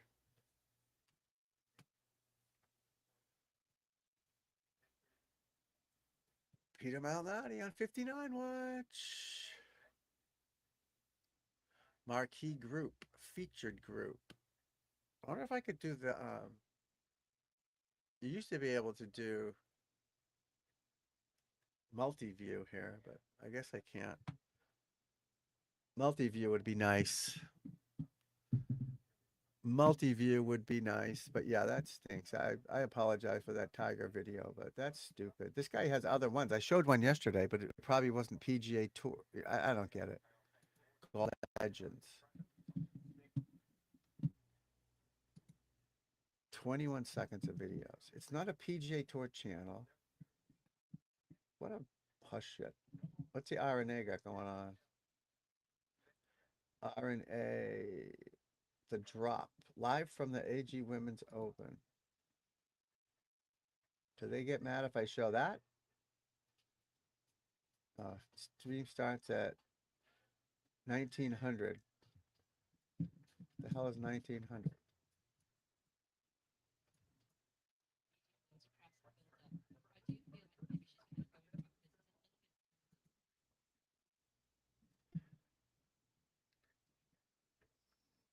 I get you can't show live golf. Like I can't put that on here because that's a pay channel. I get it. But that's ridiculous.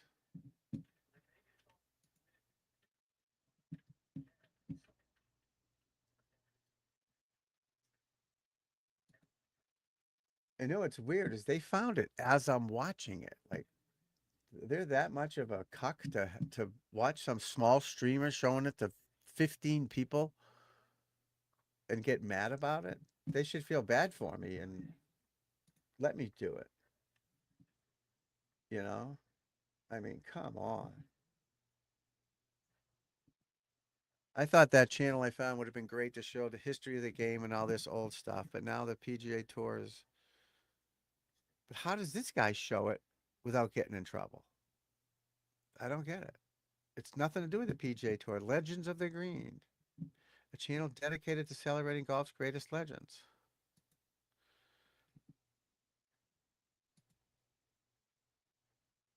They're showing it.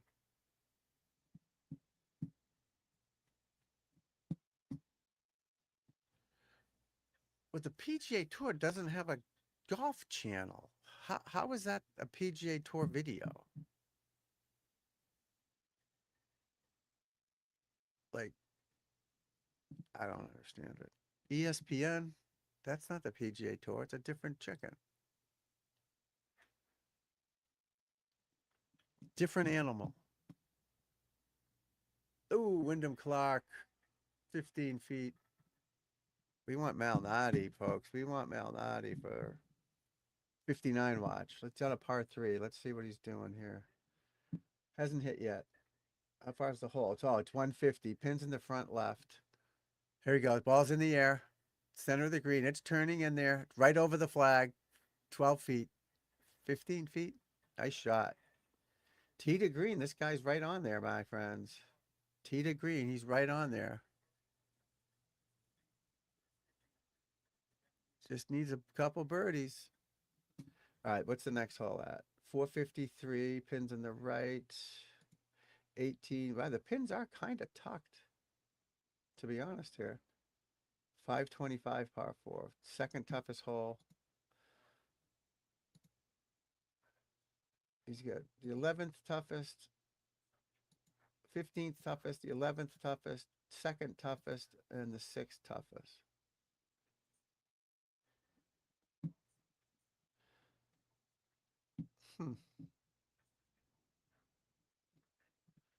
You never know.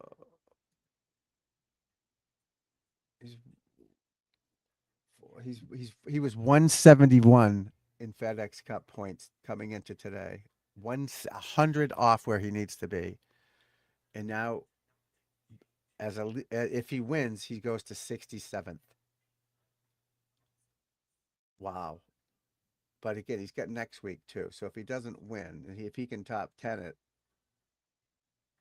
get him closer, obviously, but probably not close enough. But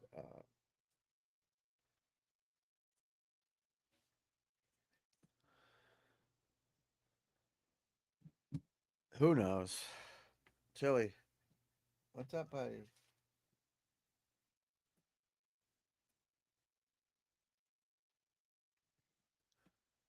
Taco Bell. I haven't had Taco Bell in years. You guys like Taco Bell? No. I don't think anybody likes Taco Bell. You just have to go there. It does look good. Like that cheese looks good right now. But nobody wants it. Today's Thursday.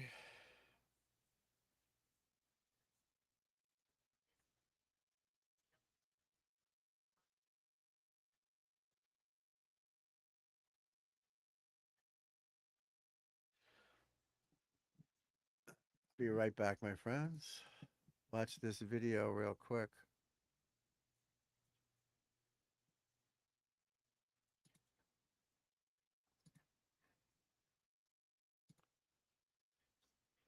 the hell? This drill is the towel across the chest drill. I took a basic thin little towel here, golf towel, and I wrap it under my arms here across my chest. This is to help you use your body better in your swing. Most golfers just use their arms, not enough body rotation. If you're losing any power in your swing, that's part of the reason. So you need to be able to turn your chest and rotate your body more. By putting this under your arms, it forces you to use your body and rotate your shoulders rather than just, you being handsy. We don't want that. So you wrap a little towel across your chest, tee the ball up. I got a 6-iron in my hand here, and it's going to be an abbreviated swing. I'll do a practice swing for you, where it's a little shorter swing and I'm rotating my chest to that target, trying to keep that towel under my arms. I don't want my arm lifting up and having that fall out. That's going to take my club off the wrong path, wrong swing plane. Okay, I got the good grip, good setup, ball teed up nicely here, and I'm just going to go nice and smooth and balanced. Okay, good balance is the key to all of our drills and all the swings we do. You do this, it'll really help you use your body better and get you some more power. This drill is the towel across the chest drill. I took a basic thin little towel here, golf towel, and I wrap it under my arms here across my chest. This is to help you use your body better in your swing. Most golfers just use their arms, not enough body rotation. If you're losing any power in your swing, that's part of the reason. So you need to be able to turn your chest and rotate your body more. By putting this under your arms, it forces you to use your body and rotate your shoulders rather than just, you being handsy. We don't want that.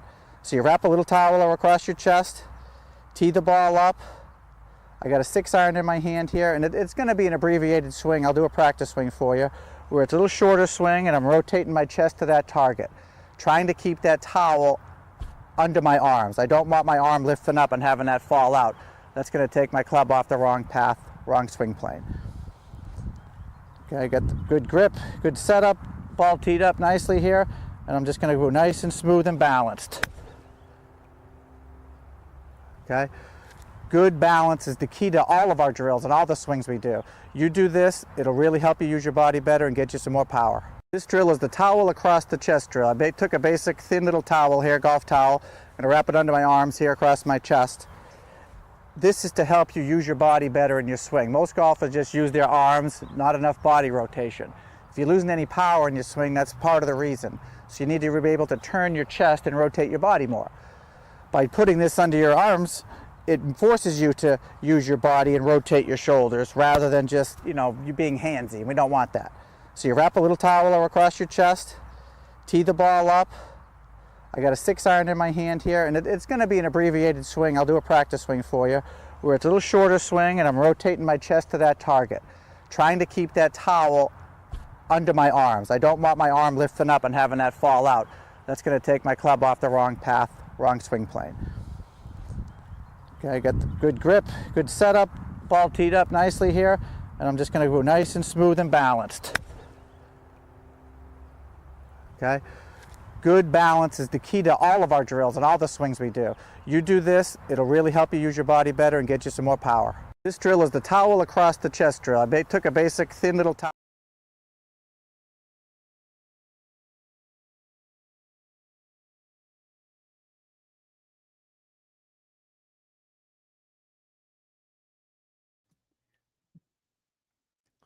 Got her up for birdie. Eagle, excuse me, for eagle. Get in there, baby. All right, our 59 watch. Peter Malnati. Oh, did he miss it? Did he miss it?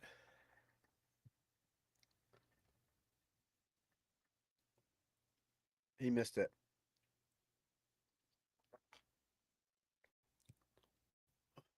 He's better off not shooting 69. Better off not shooting. 59, excuse me, 59.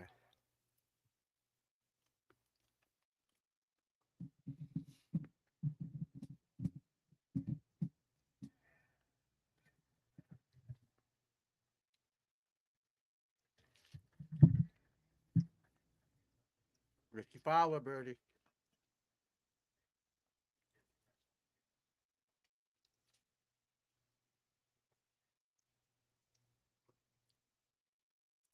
Keegan Bradley, 6 under.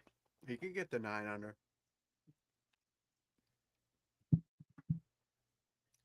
after blowing the Ryder Cup. That was his fault. They lost. You know that.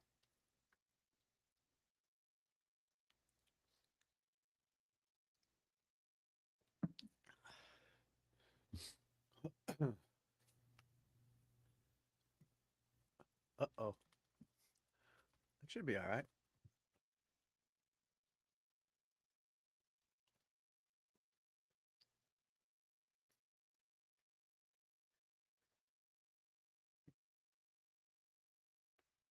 Hmm.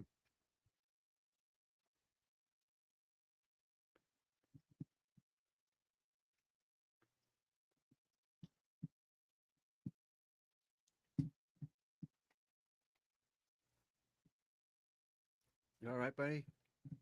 Hmm. Wyndham Clark playing the fade. He's on the right side of the tee box, aimed on that left side, right? If you fade it, go as far right as you can. Play the averages.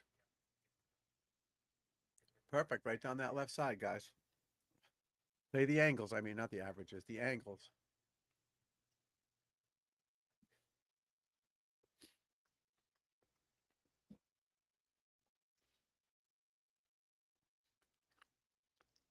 All right, here comes Coyvin. One there. What, he bogeyed?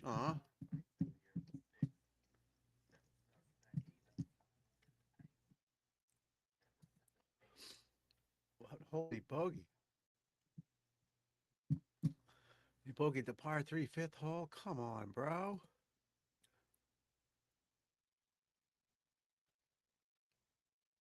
$155-yard hole, he bogeys.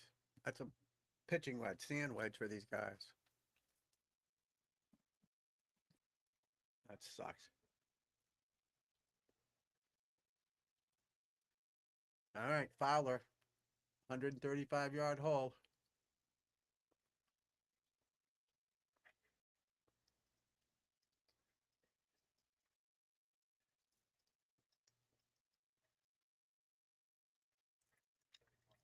$15 feet.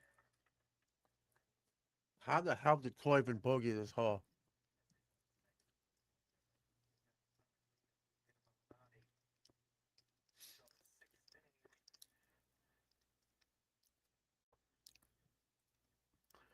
How far does he hit it off the tee?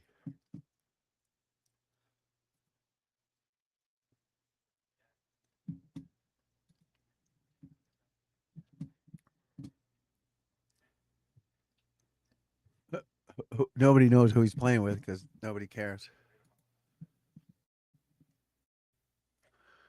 Chris Kirk. Ooh, good shot.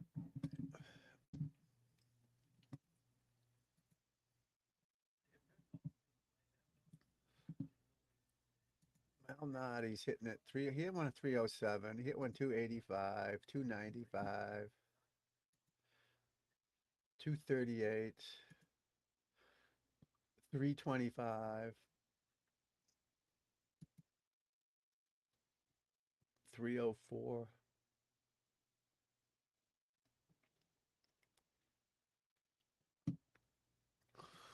He moves it.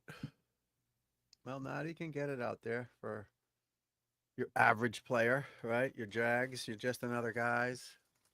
Oh, they're at commercial, folks. College football. Oh my God.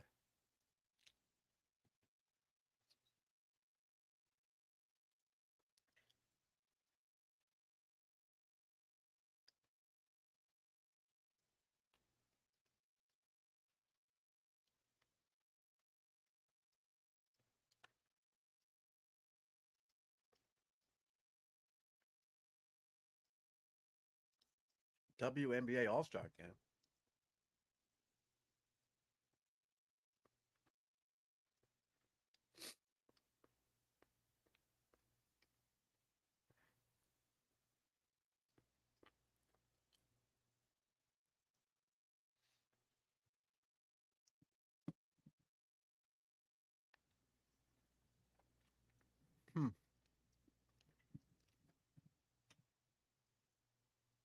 Well, our 59's not going to happen. He gagged the last two holes. But good for him, because if you shoot 59, you're screwed.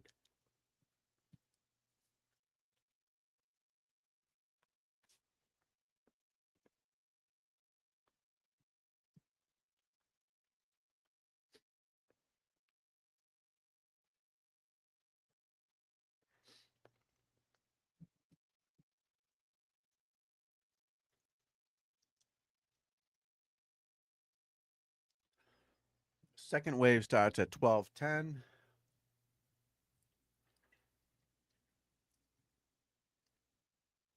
They go off 1 in 10, folks, from 7 to, usually it's 7 to 9 or 9:30, whatever, how many players they have.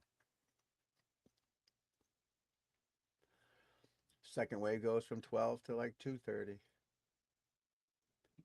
Jordan Spieth's going out later. Webb Simpson, Michael Brennan, Billy Horschel. I'm trying to find famous names here, guys. Not a lot of them. Not a lot of big names for the afternoon, guys. Probably go to the gym again shortly with my daughter.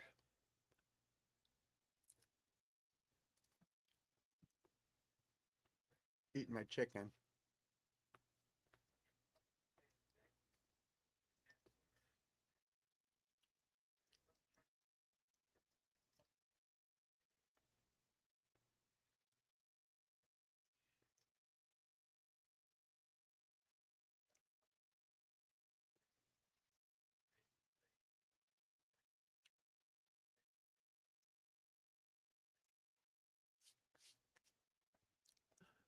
All right, Koiven, our boy, he's tied for 30th. He's got 185 to the hole after a 343-yard drive after his big win last week.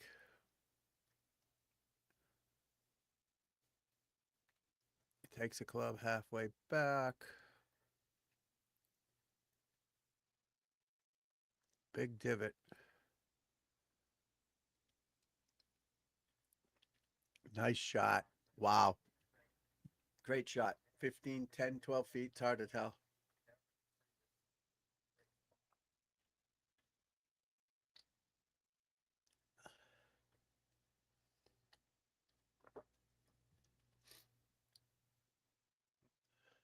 Oh, Shoffley with a shitty chip shot. Horrible chip shot. That's why they call it the rough, not the easy.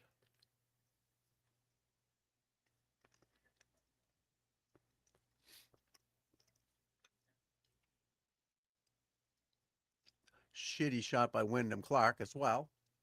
Way over to the right.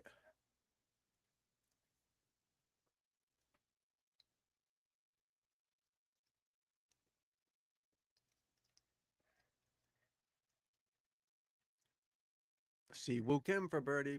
Made it. Ricky Fowler for birdie.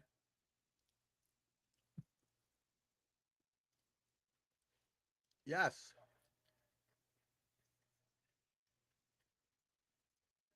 Nice. Tied for second. 6 under. 4 holes left. 5 holes left.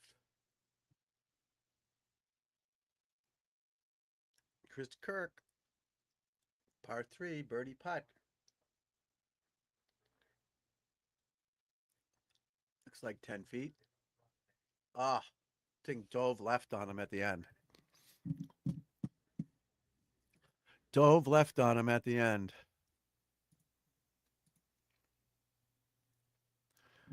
Dove left on him. Hey, buddy.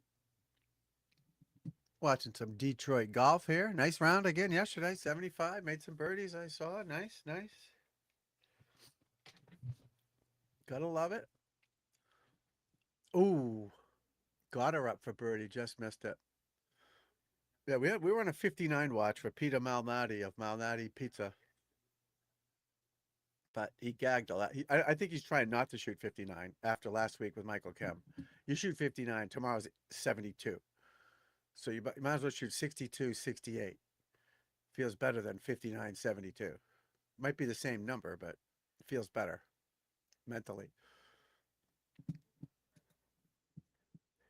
2-putt birdie on par 4. Wow, power. Power buddy, driving the par fours. I love it. Peter Malnati, 16th hole. He could still get a 59. He needs 2 birdies and 3 holes here, but oh, he just stuffed it to a foot. 3 feet. That's a birdie. So he's gonna get 10 under. He could have shot 56, this guy. Holy shit. This course is easy, huh? Wow. 330, buddy. Love it.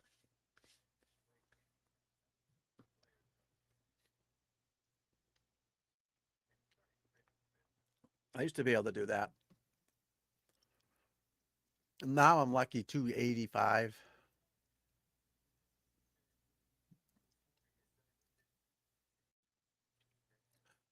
But dead straight every time. You roll downhill. That's okay. That's good. Still counts. These guys, see how far the ball rolls with these fellas? It rolls 50 yards for these guys. All right, Keegan Bradley's got 9,000 feet for birdie. He's 6 under, tied with Richard Fowler. Wow, this might go in. This might go in. Oh, what a putt. Me and don't get along very well, Keegan, but we've had our issues. But he can play.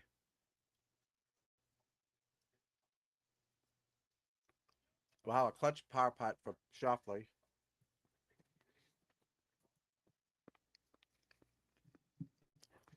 That's still pretty good. People have killed for 280.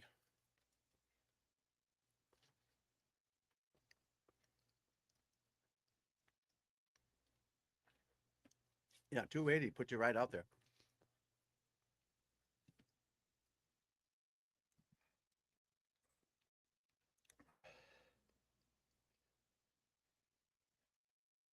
Yeah. I was showing this video of it's another golf channel. It's pretty cool, called Legends of the Green, and it was about Tiger Woods and the PG. It was only on Facebook. The PGA Tour got all pissed off and got copyrighted for 21 seconds of it, but it wasn't even a PGA Tour video. It's I don't understand it. Like, how did I know that was going to be in there? I'm assuming YouTube will hit me with it tomorrow or something, but that's ridiculous. Come on. I mean, it's 25 years ago of Tiger Woods. 10 seconds, 21 seconds total of a video. It's just stupid. How are they watching it? Like, come on. What a PGA Tour sucks. You know what I mean? This copyright shit is ridiculous. Meanwhile, there's a guy showing there's a trial going on in Massachusetts here. The girl that killed her 3 kids and jumped out the window. He's showing the trial on his channel without him even on it. He's just showing the thing. He's not even there commenting, fair using it, nothing. And they can do that all day long. And I can't show 10 seconds of a Tiger Woods swing that I didn't even know was on there. It's so hypocritical. Oh, Koiven missed the birdie putt, dude. Come on. He made all those last week. But, you know, the rules in YouTube are so unfair, especially to a golf channel and a smaller channel trying to grow. It's so freaking hard. Because they keep hitting you with these things and you're not doing it on purpose.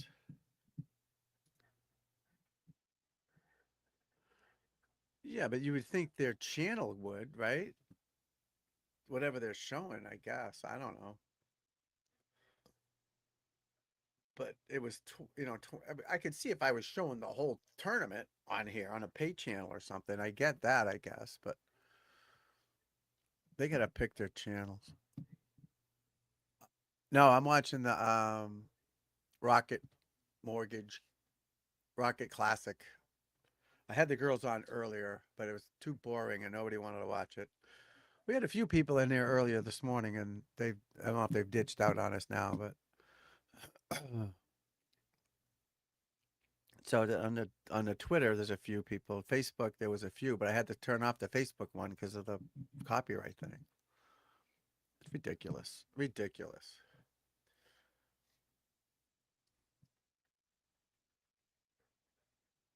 Wyndham Clark 1 under. So you get Malnetti 9 under, Bradley 6 under, Fowler 6 under, Kirk 5 under. All right, here's Malnetti to go 10 under. This can't be 4 feet, 3.5 feet. He's got a yellow ball though, so that's kind of weird. He missed it.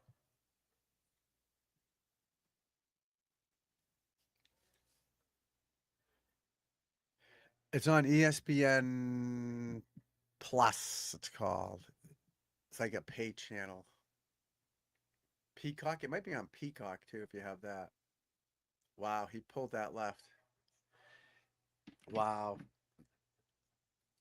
Poor Peter Malnati. Good for him though. Don't shoot 59. Don't do it.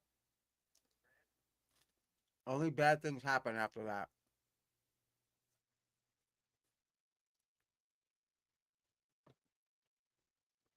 Keegan Bradley pounding one, little left.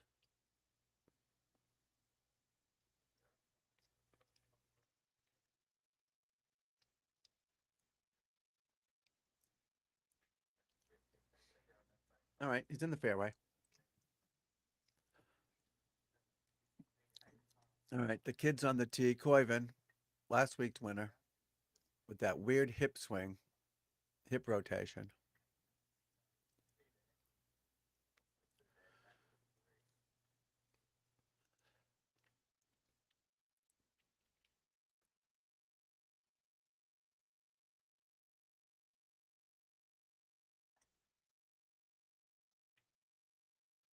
Where is it?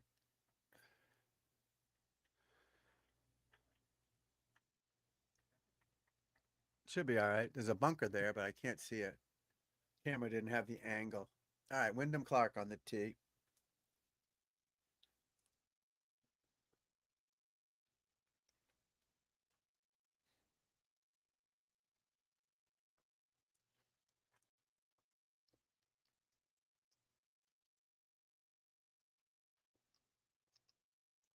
Oh, nailed someone.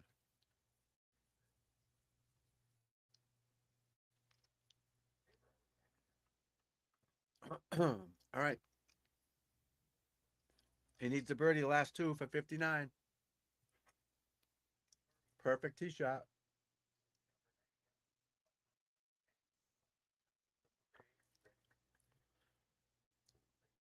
167 ball speed. He's using a Bridgestone ball, which is weird. He's got a Titleist hat on.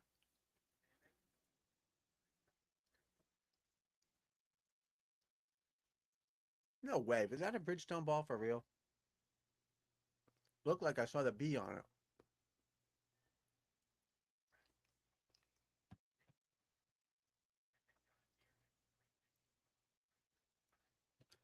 Oh well.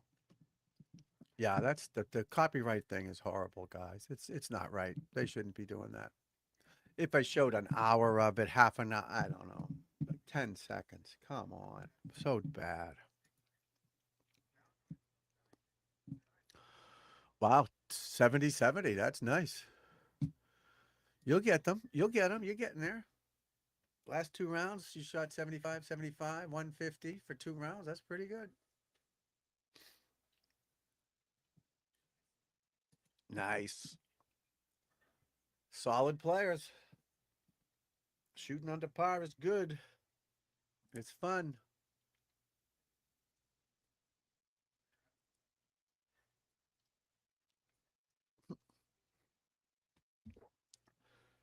Spilling my beverage.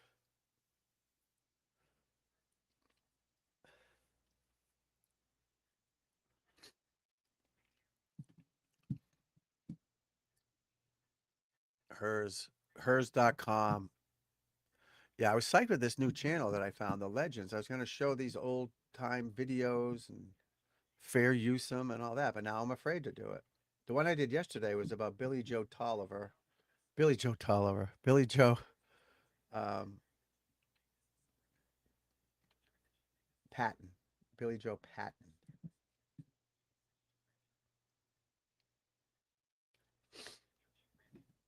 So now I'm afraid. I'm afraid to show anything, to be honest with you. I got to get into true crime and trials to start doing that shit.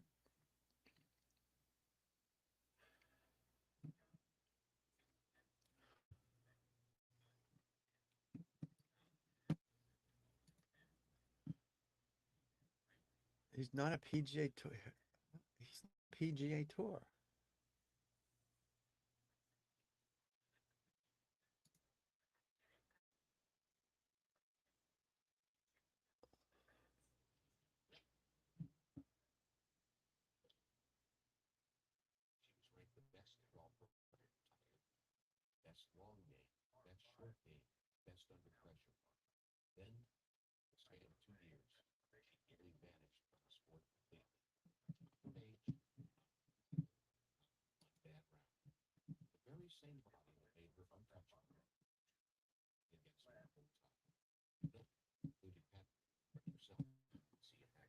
All right.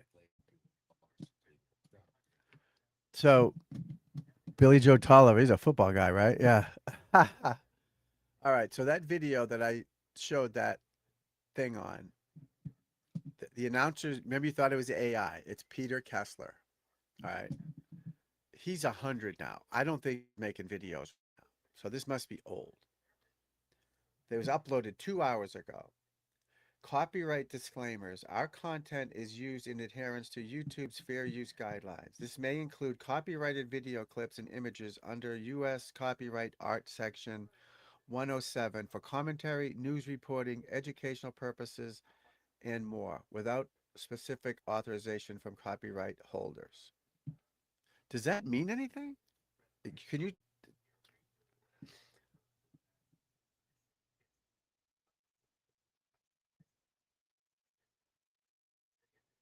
You know what I mean? Does that, because he's showing the same shit I showed. Does he get in trouble? Or should I just, what do you call it? Dispute it? Because what can they really do? Can they,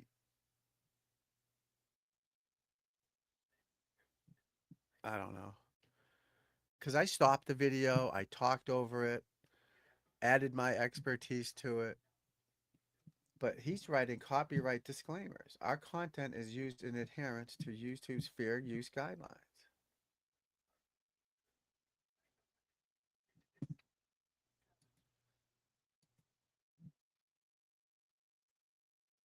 I don't know. No, I don't get, you don't get struck. You get, take the video down or take out those parts of it, like the segments of it. But I don't want to, you know? The Facebook one I just took down because nobody really watches it there anyway, so I didn't give a shit. But here on YouTube, so tomorrow I'll probably get something from them, the copyright. But should I just dispute it? What are they going to do? Sue me? How does that work? I don't know. But this guy who I just took the video from has a copyright disclaimer.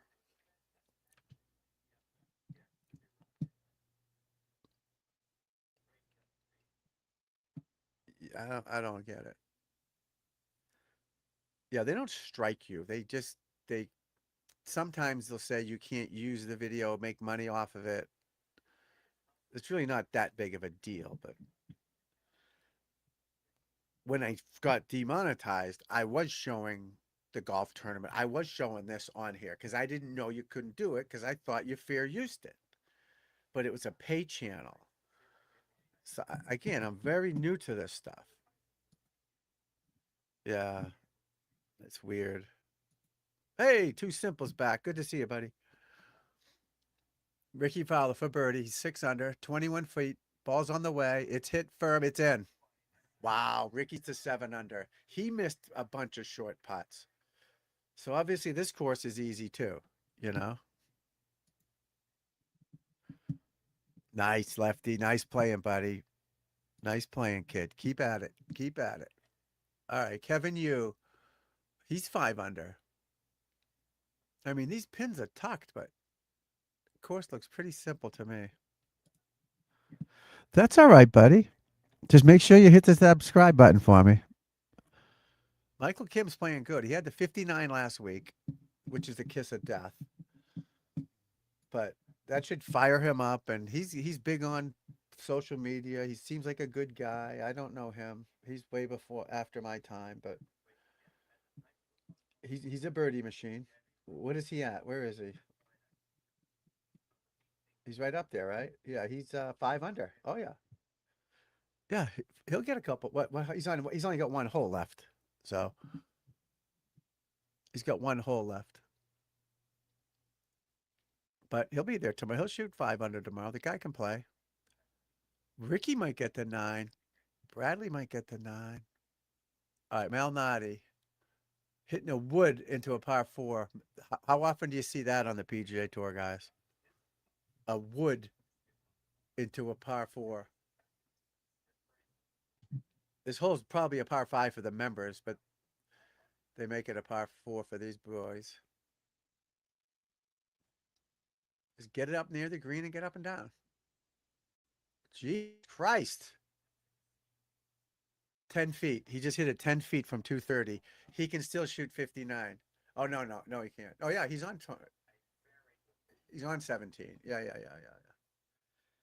Oh, he just gagged a short putt from 6 feet for birdie. Got her up for birdie, 12 feet, 11 inches. Ball's on the way. Hit it firm, get in the hole. He missed it. Oh, dove left. Fowler stayed straight. His dove left. The game is such a finite little mistakes you can make, right? It's crazy. Such little tiny things that make a big difference, everybody. Oh, not much, buddy. That's a great question, but not much. No, it's very rare to win on the. That's a great question. Let me look it up. I love your questions, pal. You're making me think. I love it.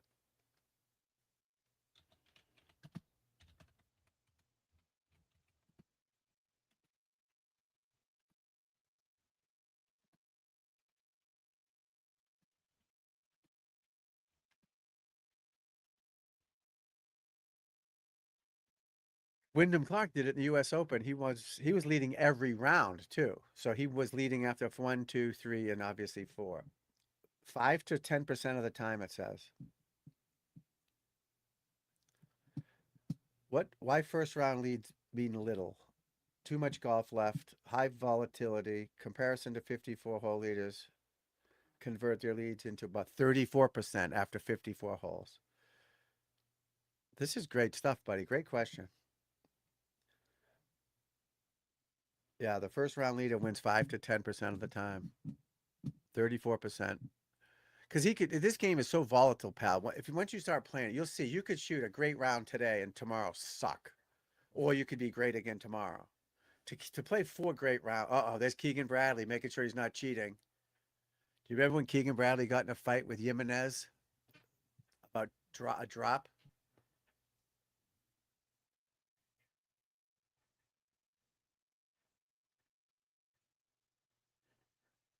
Is that OB? Koivin's up against a fence. I don't know if that's an OB fence or not, because you don't get a drop from an OB fence. OB markers, you don't get drop. You get a drop from hazard markers or penalty area markers now. If the penalty area marker is in your way, 150 marker, you can move those. But OB stakes, you cannot move those. Or fences, you cannot move them. So I don't know if that's an OB fence or not. But he can play it, I think.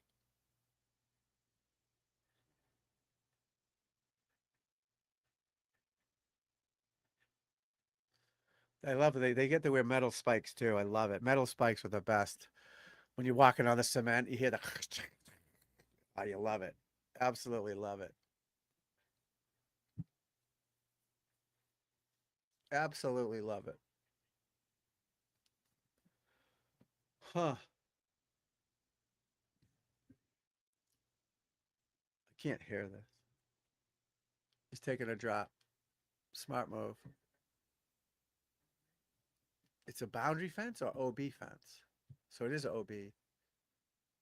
So he can take a drop, but a penalty. You don't get a free drop from it. That's what I meant. You can take a drop anytime you want. So you find the nearest point of relief, you mark it, then you get 2 club lengths from that. So he'll take a stance, put a club down, put a tee there, then he'll take 2 club lengths with his driver. He might be able to get back to the fairway with his driver. You'll see. Looks pretty close, that he can get close to it.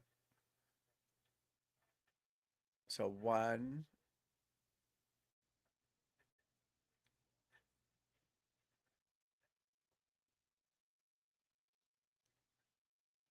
Why is he only doing 1 club length? No penalty?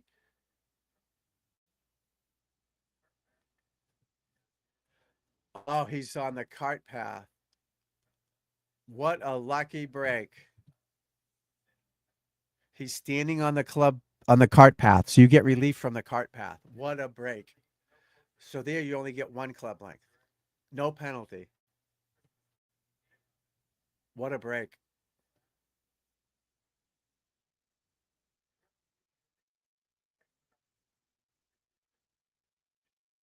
What a break he got.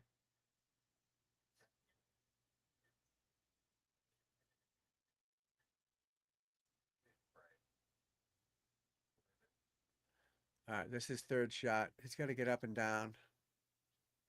But again, even if he shoots 1 under, 2 under, even today,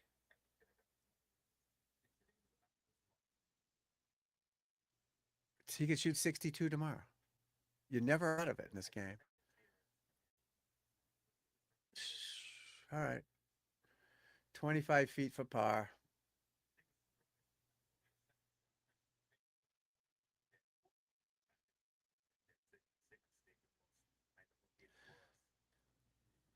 All right, let's get back to Malnati for birdies.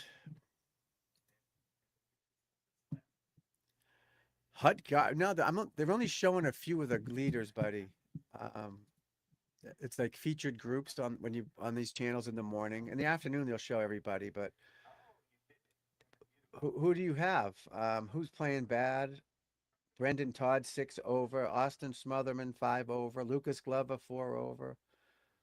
All the big names are doing okay, but there's not a lot of big names in this event. This is because every week the best players don't play in this. So like Scotty Scheffler, Rory McIlroy, these guys aren't in this. But the course seems relatively simple for this level of player.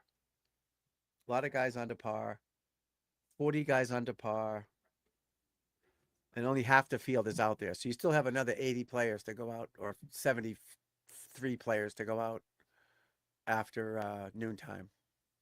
So the morning wave gets over around noonish. And then Bradley trying to get the 7. Fowler got the 7 under. Ricky 7 under, folks. Lefty loves Ricky too. Love it. Yeah, 7 under. He needs to win again. It's so good for the game when he's up there. Spieth needs to play better. Thomas, even Bradley, as much of a douche he is.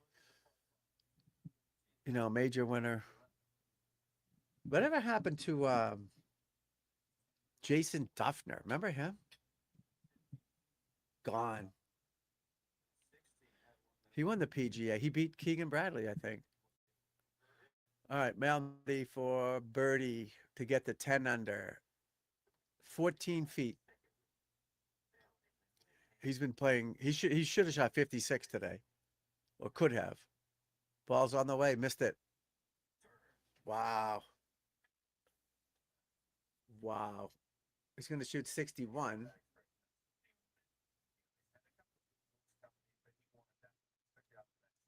Yeah, that would have been a great birdie from that far away. 230 to hit it into 14 feet with a 3-wood or 5-wood, whatever it was. It's pretty cool.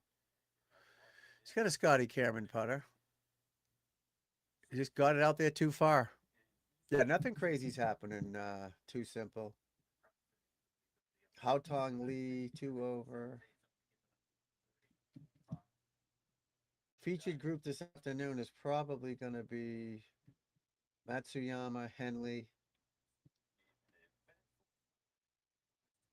or Speed Screw. Cam Young. Oh, Cam Young's a pretty good player. Cam Young, JJ Spawn, Ben Griffin, Spieth, Cantlay, and Jake Knapp, which should be a good one.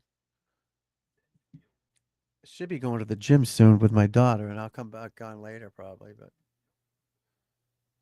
who knows? Who knows? We're still trying to grow the channel, folks. If you would hit the like, subscribe, share for me, I'd appreciate it. Tell your friends. We love golf here.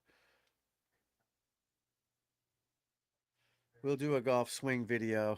No hole-in-ones today, pal. Oh, I haven't seen anything close. I haven't seen anything close. There's a good chance they could get one, though. Oh, he just missed that putt, too. Jesus Christ. There's a good chance they could hole-in-one. These guys are so good. They got some short par threes, so the odds are even better with that. The odds are even better with that, guys. This Ryan Gerard kid's going to be a good player. No, I already got the belly, buddy. That's why I got to go to the gym. I want to be sexy golf pro, so the chicks dig me. All right, come on, Richard. What's he got? How far? He's got 235. So this must be something out there they have to lay up for on this 17th hole. 16th hole.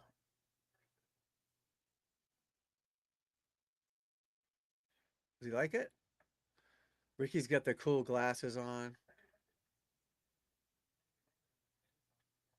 Yeah, it's about 30 feet short of the pin. Good shot from 235. What hole is that?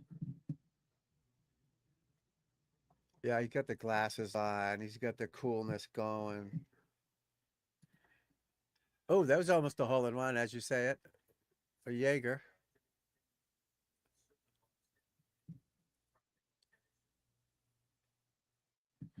Yeah, so this course is normally a par 72, but they shorten par fives into par fours for these guys.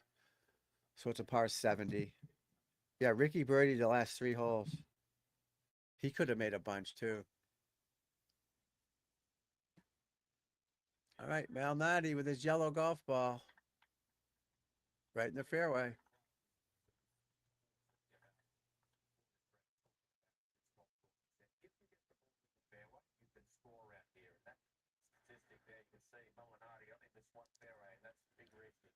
Keegan Bradley.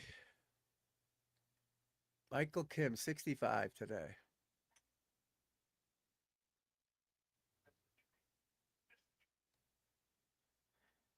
Wow. He cut the corner, Bradley did. Almost up by the green. Yeah, he's right up by the green.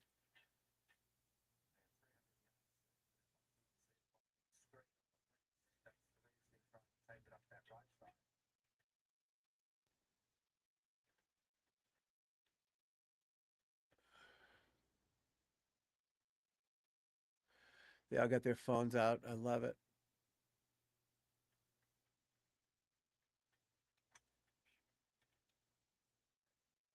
Same thing with Koiven, right over the top. He's only missed 2 fairways today. That might get on the green.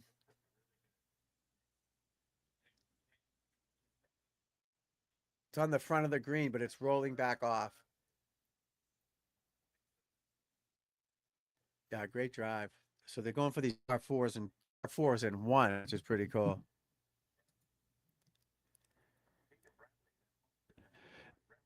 The Rocket. So this tournament's over?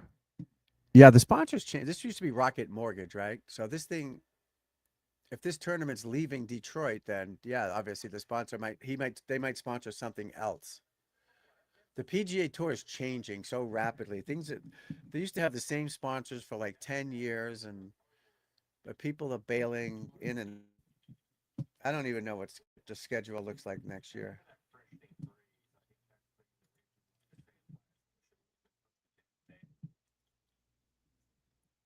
Horses for Courses, Rocket Mortgage, Rocket Classic. I'm trying to find something on it.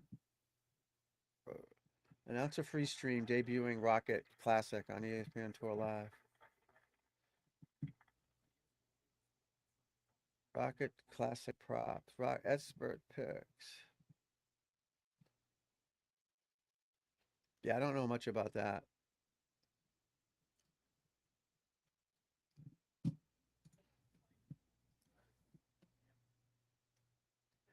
Back in the day, they never had sponsors. They'd call it like the Detroit Open or Classic or something. But they need the money, so people pay big money to be a sponsor. All right, Siwoo Kim for birdie. I'm assuming birdie. Drano. That was a par. That was a par clap.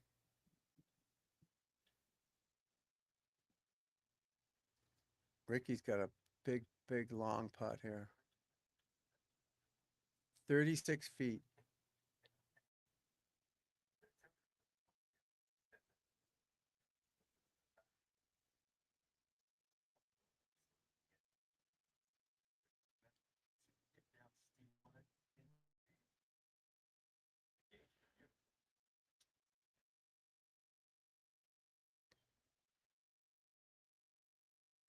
He's leaving the flag in, which again, on a 30-footer, I get it, but.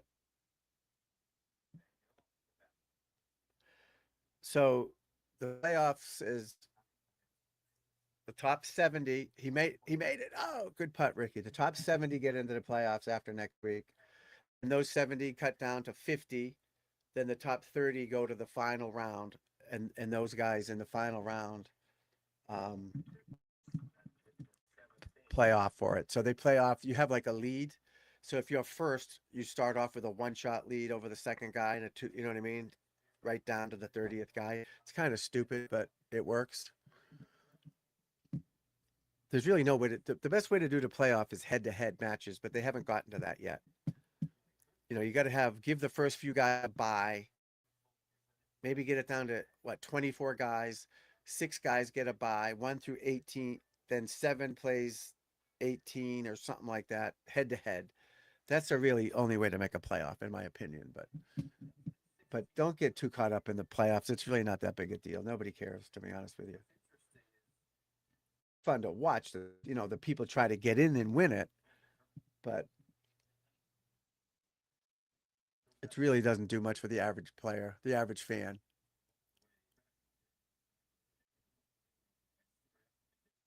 Well, Natty's all done. Oh no. Why did he give the kid his ball already?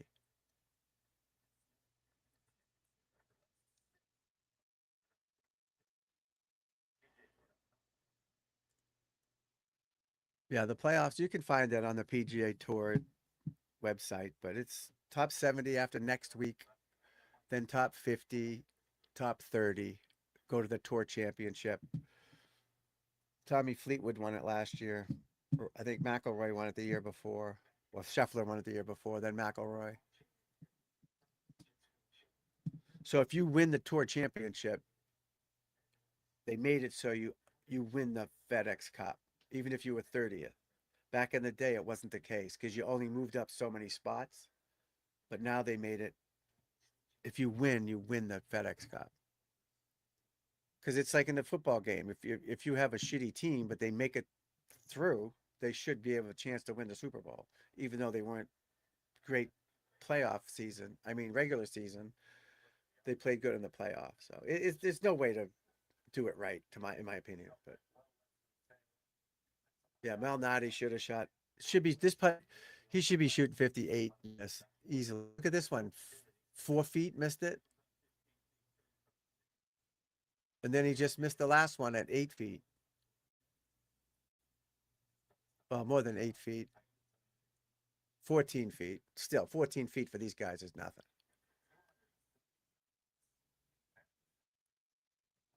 Yeah, good round, though. Good round. I'd take the 9 under and run if I was him. But if you go on the PGA Tour's website, you can see the projected rank.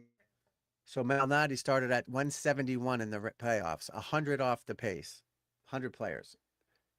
If he wins, he goes to 67. in the underneath the bubble. Then he has to play good next week to stay in there. So Ricky Fowler started at 32. He's 19th. Zach Blair started at 116. He's at 114. So he needs to make some birdies. Jackson Coyvin's out of the playoffs as of right now. He won last week to get to 70. He's getting lapped by people. He's even par, so he's losing ground. So that's fun to watch on Sunday too. These guys trying to get into the playoffs. They obviously want to win the tournament, but they want to get in the playoffs.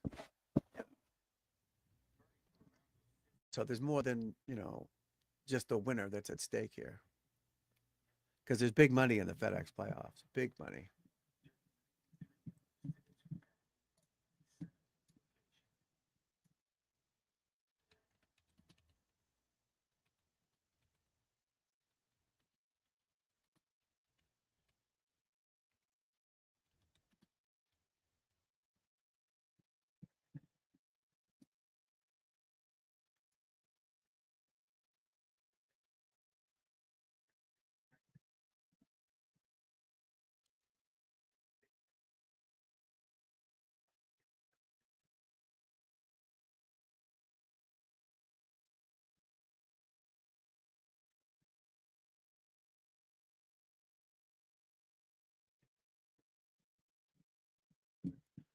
No, the cut is based on there's 156 players. The top 60 and ties make the cut.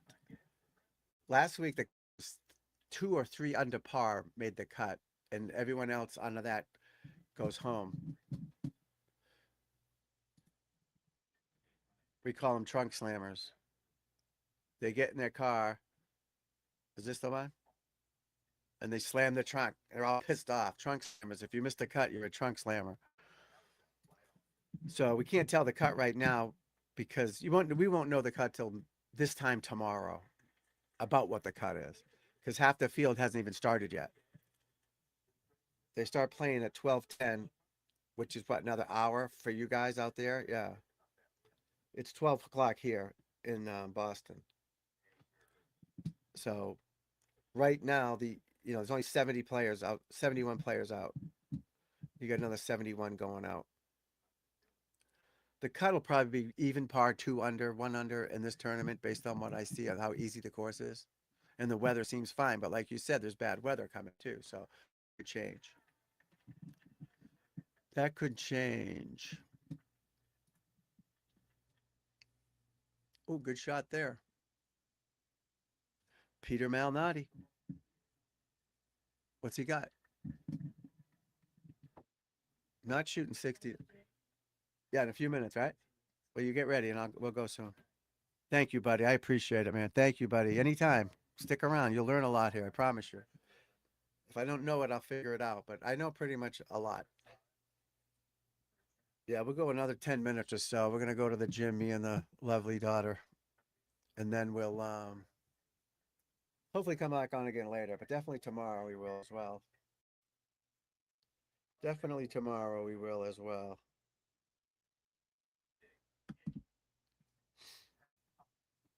Keegan. What did I go for about 2.5 hours? That's not bad. Not bad. Not bad. Hopefully people are spreading the word. All right, we're going to watch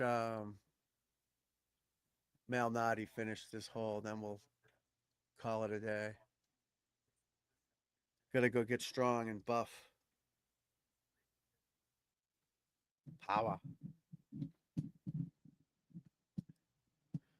And we'll be back tomorrow morning for sure.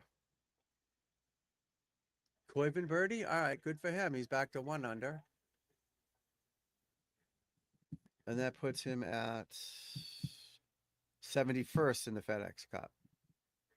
So he needs to be a top 20 to make the play. Well, again, you get next week as well, but he's got to get in top 20.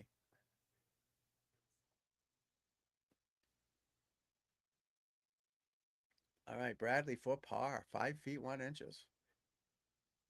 Ball's on the way. Ball missed left. Wow. Ball missed left, everybody.